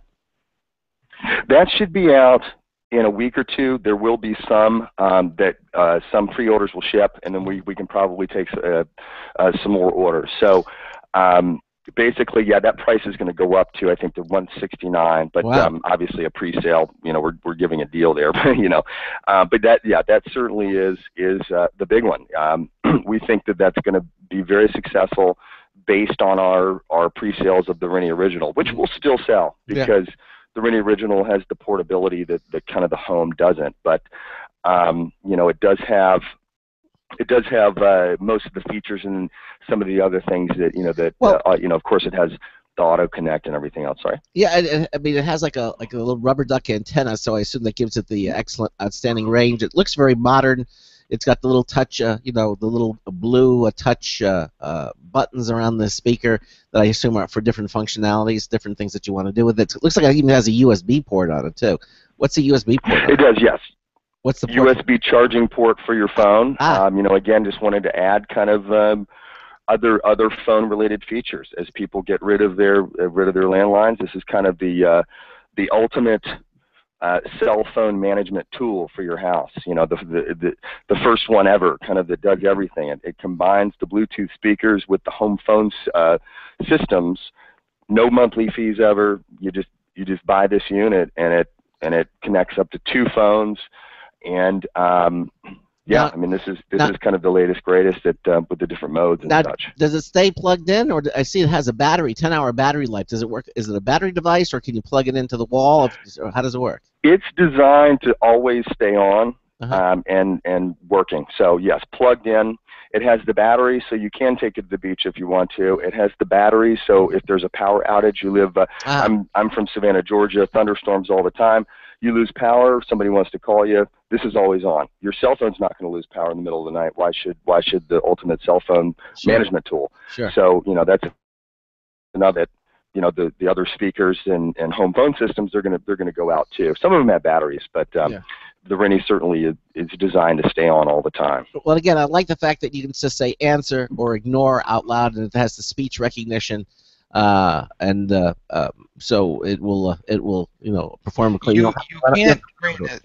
You can't train it to say anything like you can't try to say, you know, go away, not now, and it'll like hang up. Yeah. Well, you can turn that feature on and off. Basically, every feature that the Rini Home has, you can turn it on and off. That's something else that we took back from our customers with the first generation of Rini Originals. There was a voice announce that didn't have the interaction. You had to actually press it, but it still announced who was calling, the number of who was calling. So that was kind of always on, and a lot of customers wanted that off, or the ability to turn that on and off. So we added that feature to the Rini Home. That goes to the philosophy to always give people a choice. You know, let them turn something on. You know, let the user have don't force it on them. You know, give them a choice to turn something on or turn something off. But it's speaker independent. You don't have to train or anything. It knows answer and turn off. You don't have to, even if you have a really thick accent, it's going to it'll recognize what it is that you're saying. Absolutely. If you hit close to the word answer or close to the word ignore in any kind of dialect, you're gonna get it. It's pretty rock solid. Pretty rock solid. And yeah, I mean, we give another feature that you can turn on and off is that ring only mode. But basically what that does is 50% of people want to hear text and email notifications through the Rini Home. 50% don't. You know, so if you're at the other end of the house, you want to watch a YouTube video, and you're thinking, oh, where's the audio? Oh, it's upstairs on the Rini Home. You can turn that feature off, and I think that you know, that's really going to be a big one, basically. And again, that's something that the other home phone systems don't have. Is the ability to give you text and email notifications. Yeah. You know, so and basically, obviously, that's whatever tone you want. You have to set up on your cell phone, but it's going to notify you of those texts and emails and everything else. Okay, so again, it's going to be out in a couple of weeks, and the suggested retail price for this is going. You have a pre-order special, but $139.95. But if you don't, you want to get it's going to be about $169. Did you say? Yeah, you know, I believe it's $159. I believe it's going to be $159.95 is where it's going to be at first. But yeah, the pre-sale is down a bit. Yes. Okay, and again, if you want more information, if you're listening to this and you want to see more about the Rini Home Bluetooth setup, just go to computeramerica.com and go to our show notes page. Again, you look at today's show, which is September the 23rd, in the second hour, and we actually have a link to the Olens Technology website right there. You can click on it and check it out for yourself. And you know, if this is something that might appeal to you, you know, then you should definitely. This is something that I know you even have you have a comparison chart, so you can see running against other things like the Beats Pill or the Jawbone Jambox or the Panasonic Link to Cell, or even the Gigaset one from Siemens. So you can see all the different features, and you can kind of see, the comparison chart and check it out for yourself. Anything else you want to let our listeners know before we say goodnight, Paul, about the Running Ringer? I think we covered I think we've covered everything. Well, we think it's a great product, and hopefully people will enjoy it. Making people's lives easier. We've heard the pain of missed cell phone calls, and our customers truly love the product, and a lot of them are already upping to the Ring Home because they want even a louder external ringer. A lot of people are buying it for their elderly parents. They can't hear their cell phone, they don't have a home phone, and the elderly person doesn't pick up their phone. So then the son or daughter has to run over to the house or have somebody check in on them, and only to find out that the cell phone ringer just isn't loud enough these days. The screens are getting smaller and smaller, but the speakers inside those suckers are not. They're not getting any bigger, and that's what you kind of need. So we think that that's kind of the pain we're solving here. All right, Paul. Well, listen, I want to thank you so much. Again, it's Olens Technology, the Running Ringer, and again, you can go see it on the website. You can go to olenstechnology.com or go to our show notes page at computeramerica.com. and check it out for yourself. Paul, thank you so much for being with us here, and best of luck with the Running Ringer. I think it looks cool. I think I'm going to get one myself. Yeah, absolutely. Thank you so much for the time tonight. All right, Paul. Take care. Have a good evening. Good night. Good night. Okay, you too. Good night. Thank you. Bye-bye. Bye-bye. All right, so there you go. All right, coming up in the second half hour, we are going to have computer and technology news brought to you by Slimmer Utilities. Ben, I understand you got some interesting stories here. There are actually some really great stories that, if we don't get to them tonight, we'll get to them another time for sure. Okay, and of course we have a new News Tips Bulletin review from Marty Winston. That's all coming up as we can go into the final half hour of Computer America. We'll be right back. Stay with us. This is a special alert to all Americans who own a vehicle with less than 120,000 miles with an auto warranty about to expire or no warranty coverage at all. Due to a decline in the economy and major car companies filing for bankruptcy, Cover America Auto Care has announced revolutionary, inexpensive mechanical breakdown coverage that is now available to the general public to save consumers thousands on auto repairs. An open phone line has been established for drivers to call who own a vehicle that is less than 10 years old for a free 5-minute quote and to see if you qualify. The number is 800-483-2514. Drivers who are covered with this auto protection will not have to pay for a covered repair again. This is the auto coverage now sweeping across America at a fraction of what dealerships charge and is now available to the public by calling today. The number to call is 800-483-2514. 800-483-2514. That's 800-483-2514. Don't complain about your cable bill going up and up and up. Do something about it. Grab a pencil and jot down this special number. 1-866-663-MY-TV. The more cable TV rates go up, the better digital satellite TV looks. So, disable the cable and get more of your favorite channels in 100% digital quality for less money. Call 1-866-663-MY-TV right now to sign up for packages starting as low as $19.99 and up to 4 rooms. And there's no equipment to buy. That includes your free HD TV upgrade, your free DVR upgrade, and your free professional installation. And the best part, the pristine digital picture and sound. Call 1-866-663-MY-TV. So, what are you waiting for? Pull out your major credit or debit card. Call 1-866-663-MY-TV. 1-866-663-MY-TV. Disable the cable, cut costs, and get more. Call 1-866-663-MY-TV. 1-866-663-MY-TV. Salutations, it's Marty Winston with a News Tips Bulletin Review for Computer America. This time, the iRobot Luge. They spell it L-O-O-J. It's not an Olympic event. We didn't want all of our robot reviewables to be underfoot, so we asked iRobot to send Luge their gutter cleaning robot. It has a long, thin, fairly rectangular body with rubber tracks on both sides so it rides in a gutter like a skinny tank in a trench. The front end has the muck attack parts, brushes, rubber paddles, and a scraper plow. You use its removable handles built-in remote control to send the gutter gunk left or right, up the roof or out away from the house. Auto mode takes it forward, backs it up a bit, then forward again, or you and the remote can send it fore or aft and stop the auger or spin it left and right. Our hodgepodge house has many short gutter runs, many higher than our old ladder can reach, so no new ladder or hire somebody, you've got those choices. Luge effectively extended our reach the length of the sections of gutters we could reach, meaning far fewer ladder moves. It got stuck twice. Once because of debris, we used a broom to drag it back and clear the fault condition, and once on a return because we weren't spinning the auger. User error, quickly corrected. Bottom line, when it comes to the GoBot Luge, is an utter pleasure to use.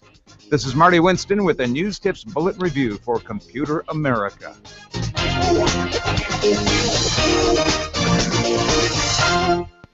Welcome back to the Computer America Show. Again, the auger. If you hate cleaning your gutters, that thing is just it is the Roomba for gutters. It is awesome. Thank you, Marty Winston, for that. And just the last half hour, we had Paul on, and and we were talking about the Rennie Ringer and some of the other products that they provide. Very, very nice. But we have an extra half hour at the end of the show. Yeah. So and this cold is really kicking my butt. I gotta talk. So I guess I'll be pretty much taking the bulk of the stories tonight. No, but we do have technology stories. Yes, we do, and let's do them right now. Tonight's Computer and Technology News is brought to you by Slimware Utilities, the official optimization software of Computer America. You can visit them at slimwareutilities.com to clean, speed up, and optimize your Windows system for free. You heard me.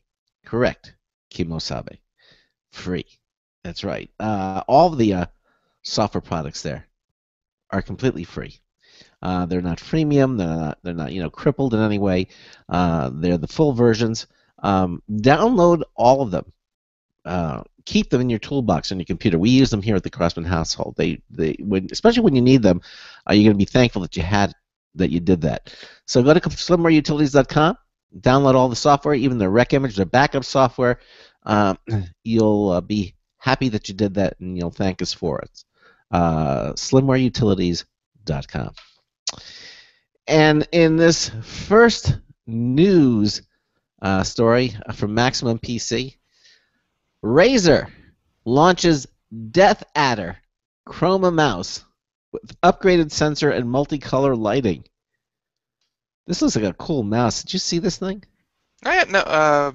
The Death Adder is actually the smaller cousin, the later cousin to the one that I am a huge fan of, which is the Naga. The Naga is the one that has the 19 programmable macro buttons on it, but the Death Adder is just an all-around general high-quality mouse, which it seems just got an upgrade.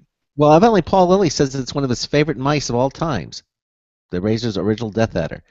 He says back before he wore the thing out, he said he felt comfortable. It felt comfortable. It was lightweight and responsive. It didn't overburden him with too many buttons. Just an all-around solid mouse that Razer claims is still the best-selling gaming rodent since it was released in 2008. So fast forward to today, and the original is now even better than ever. Razer just announced the Death Adder Chroma, essentially a tweaked version of the original with a higher DPI and fancy lights. Like the original, the Death Adder Chroma is ergonomically designed for right-handed users.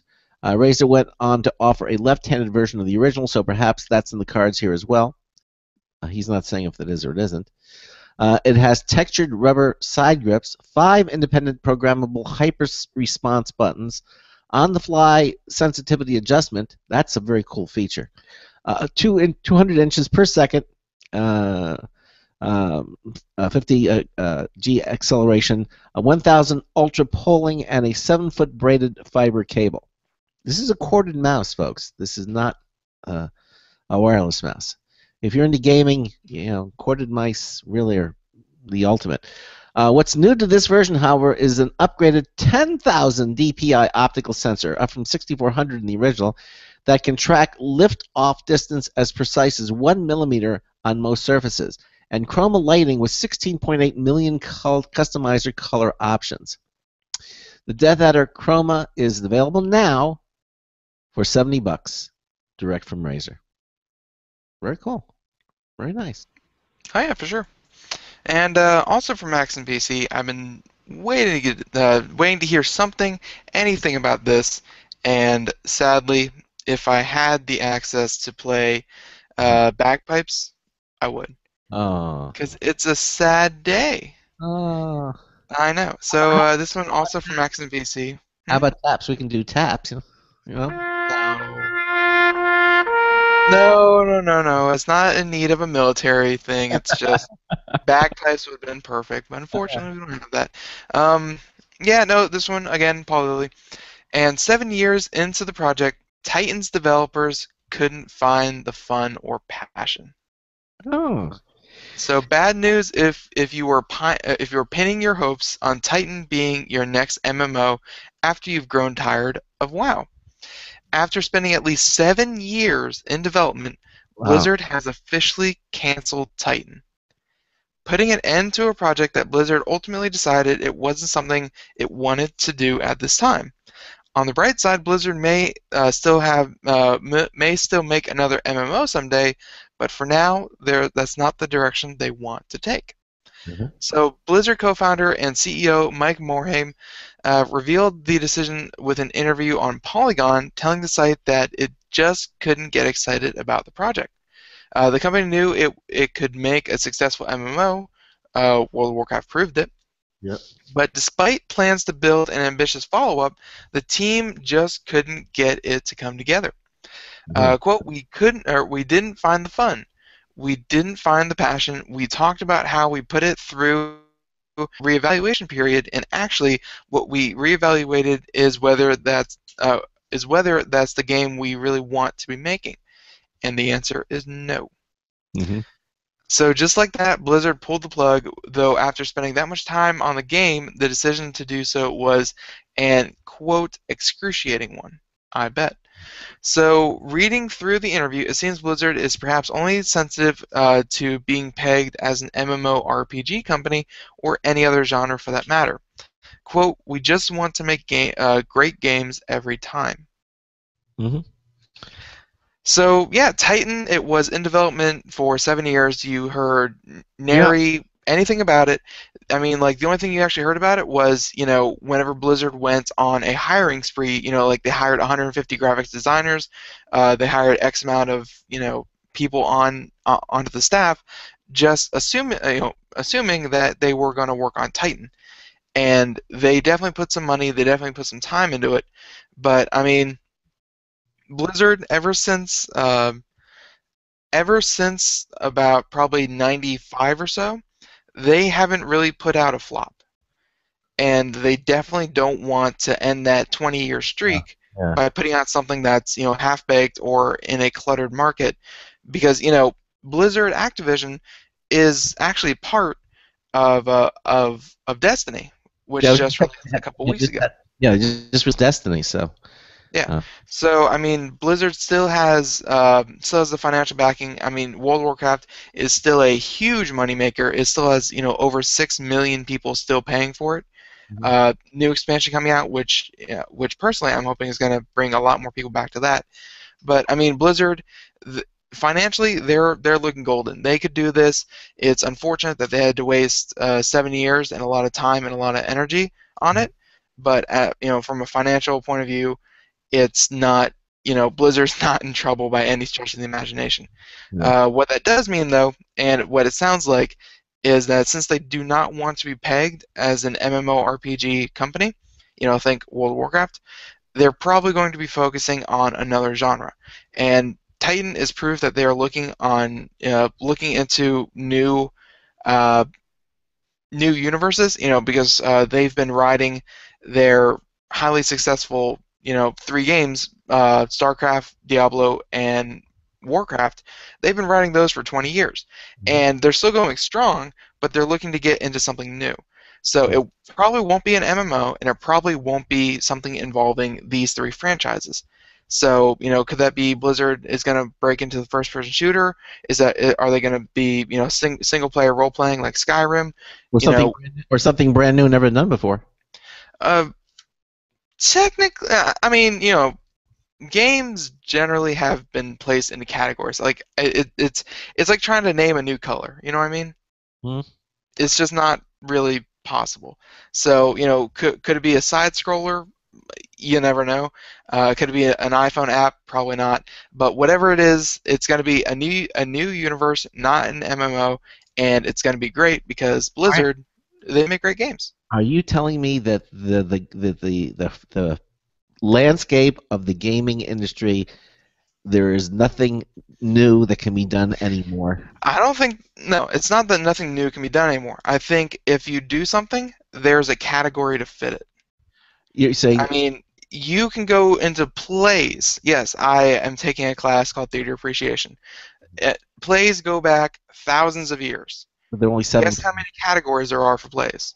There are 5 categories. I know, exactly. All right. Well, maybe then it's So even though you can do something new, inventive, creative, different than any play that has been done before, you are still pigeonholed into those 5 different categories. Same thing with video games. Of course, not thousands of years, but I mean, there are only so many genres, and you have to do something. You may blend, you may blend genres. You may, tweak this, tweak that, but there's only so many things you can do.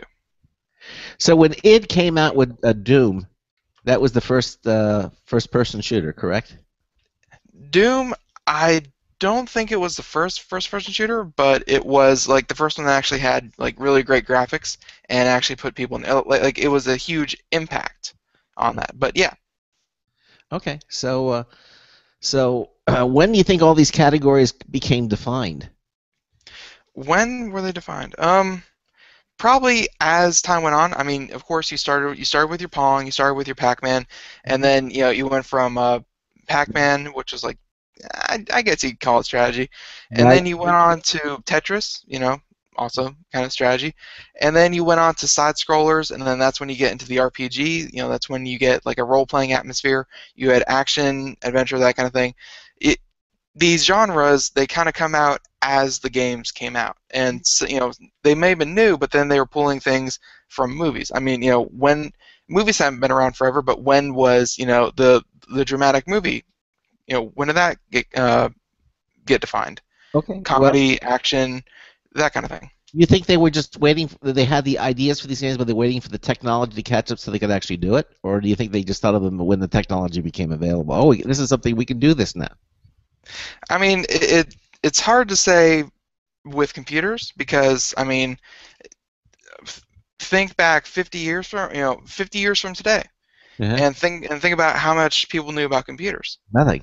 Nothing. They were still messing with radios and televisions, and to say I'd really like to make a game that you could shoot aliens with a big gun, and we'll call it Doom or something, but only if the technology were there. And I have the pixels to do it. I mean, they weren't thinking of that at the time. So so I think it's as the technology comes out, it's let's push it, let's see what we can do, and let's see what is engaging. So fair enough. And to be fair, Blizzard, they're doing things with video games even with World of Warcraft that's been out for about 9 years now.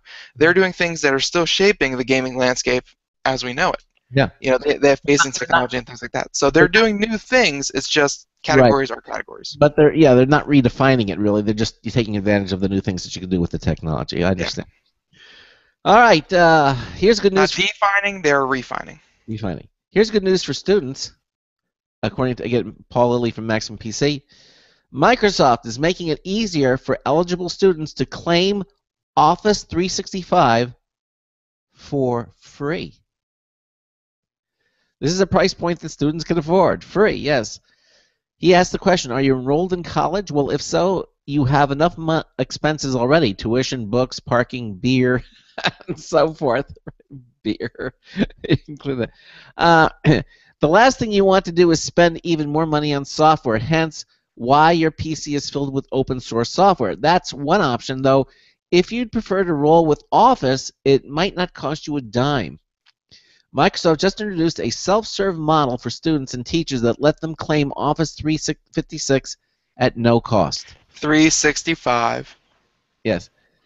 Not 356. There are 365 days in a year. Okay.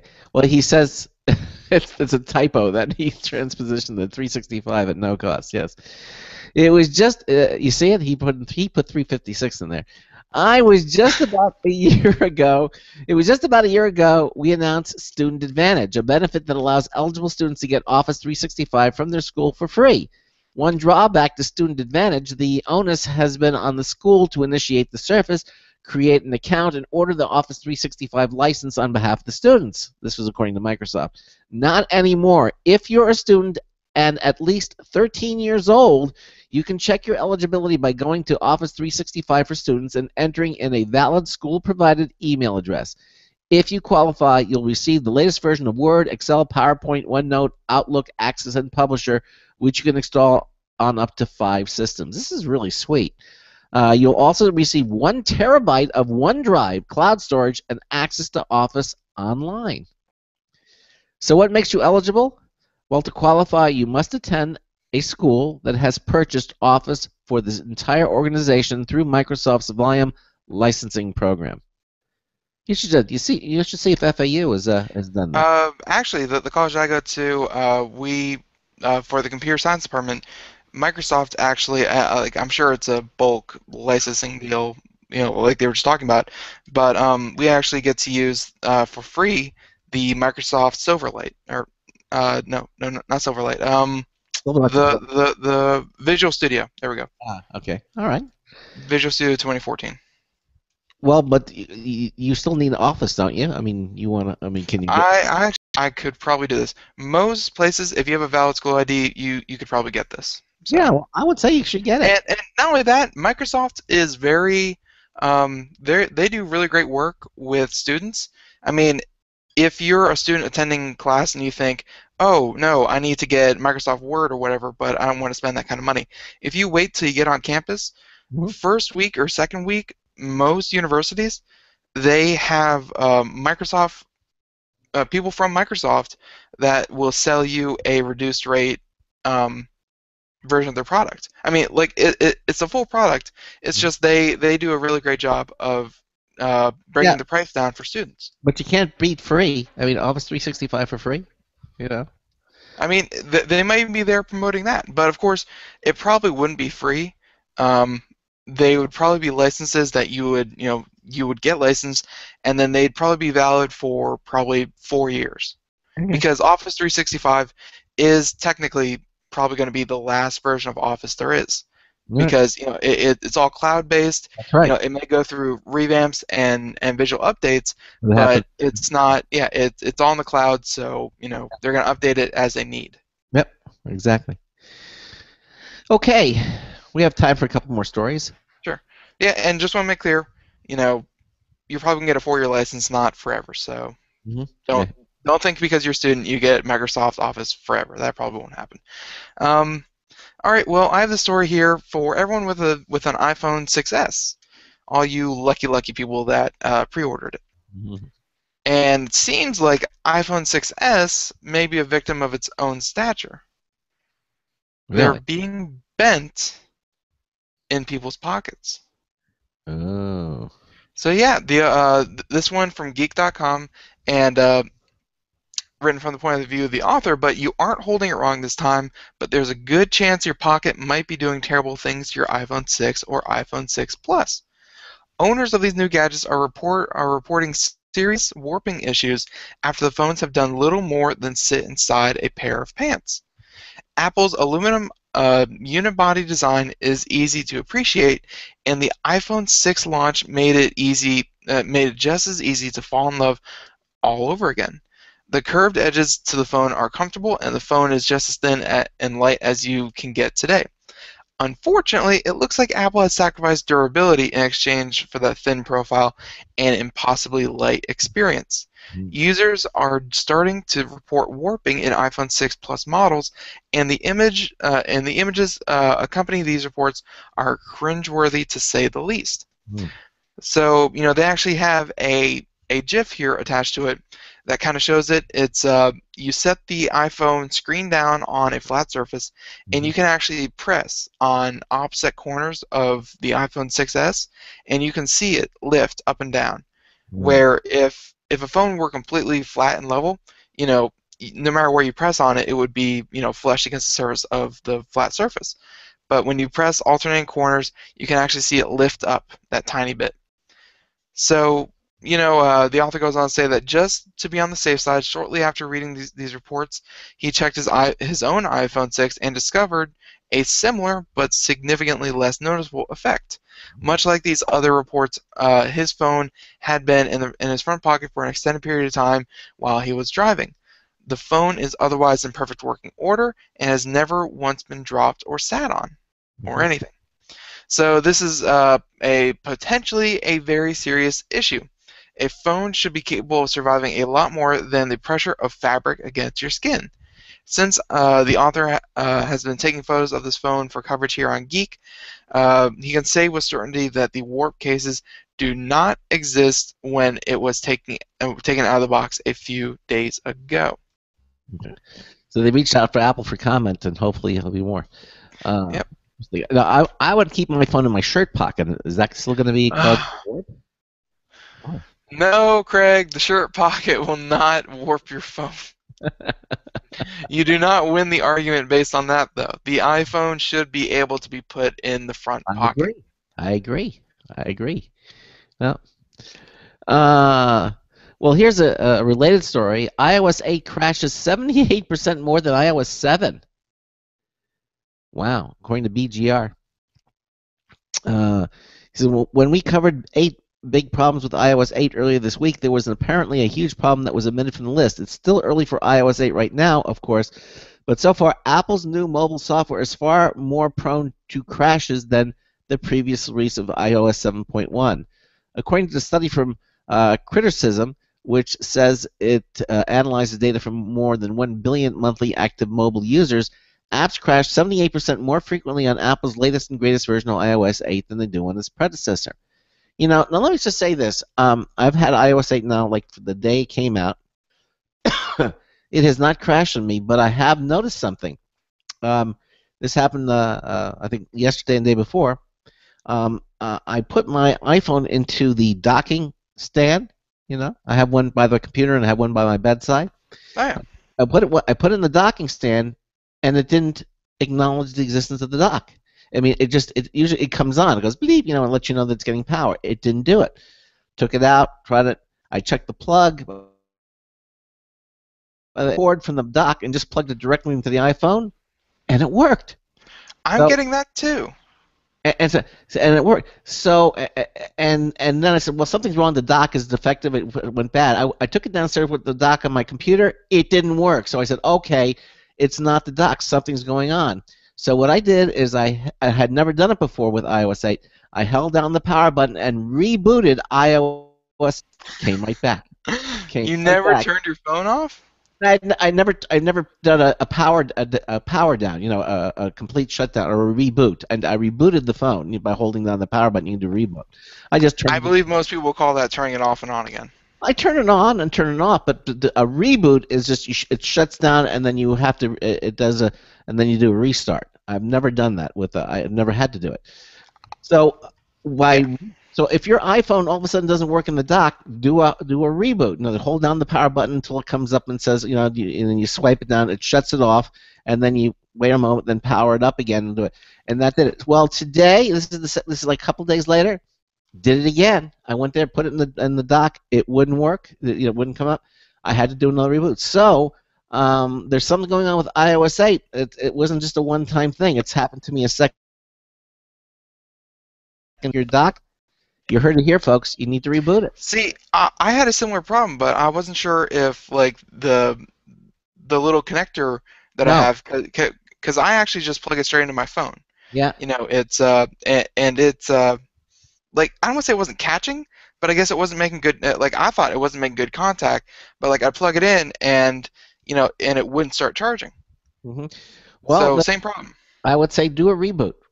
Hold on the power button, slide the thing. Well, it's just, I mean, weird. I mean, the two of us, and it's odd that, the bug would happen to both of us. This might be a bigger problem than specified, but evidently iOS 8 has some. If this has happened to you, at least you know what you can do temporarily, and hopefully Apple will come up with a fix with 8.0.1 or something. They'll come up with a patch, because I'm so glad you pushed me to upgrade. Yeah. Well, look, Thanks, there are a lot of good things about iOS 8. No, don't say that. No, it's good. I can't get a hang of the new texting feature. I like that. It has the predictive keyboard. You can turn that on and off if you don't like it. Like where pops up words that you might want. I like that. Like I tried that, and I was just like mashing, because you get like 3 words that you could possibly want, and I was just sitting there just mashing, and I was just like reading what was being typed as I just mashed randomly. Yeah. And the iPhone doesn't know how to end a sentence. Well, I use big run-on. Well, all right. Listen, obviously we got to a fraction of the news stories tomorrow, so we'll get to more of those tomorrow night. And I think we have guests both hours tomorrow night. We should have big data in the first hour. Yeah, that's right. We do. And tomorrow night we're gonna have big data is supposed to be. That's a music group. I'm getting noises that they might not be able to do the show tomorrow. So if not, yeah, we'll do computer and technology news. That's heartbreaking. 60 seconds. We'll reschedule them if not. And then Dick DiBartolo, the Giz Wiz, Mad Magazine's maddest writer, is going to be here with us in hour 2, talking about fun technology things that he finds on the internet and brings to you. The Giz Wiz, Dick DiBartolo. So again, thanks to our guests from Technocreep, Thomas Keenan, Professor Thomas Keenan, and also from Olens Technology, talking about the Rennie Ringer. Thanks to both of you for being here on tonight's show. That wraps it up. Oh, this cold is really doing it. I'm going to go right to bed after this. Yeah, you need to go work on that. Yeah, exactly. So we'll see you tomorrow night. So until tomorrow night, this is Craig Crossman hoping that your hard disk never becomes floppy. Yes, never, ever become floppy. We'll see you tomorrow 10 night. seconds. And that your C drive never get a cold.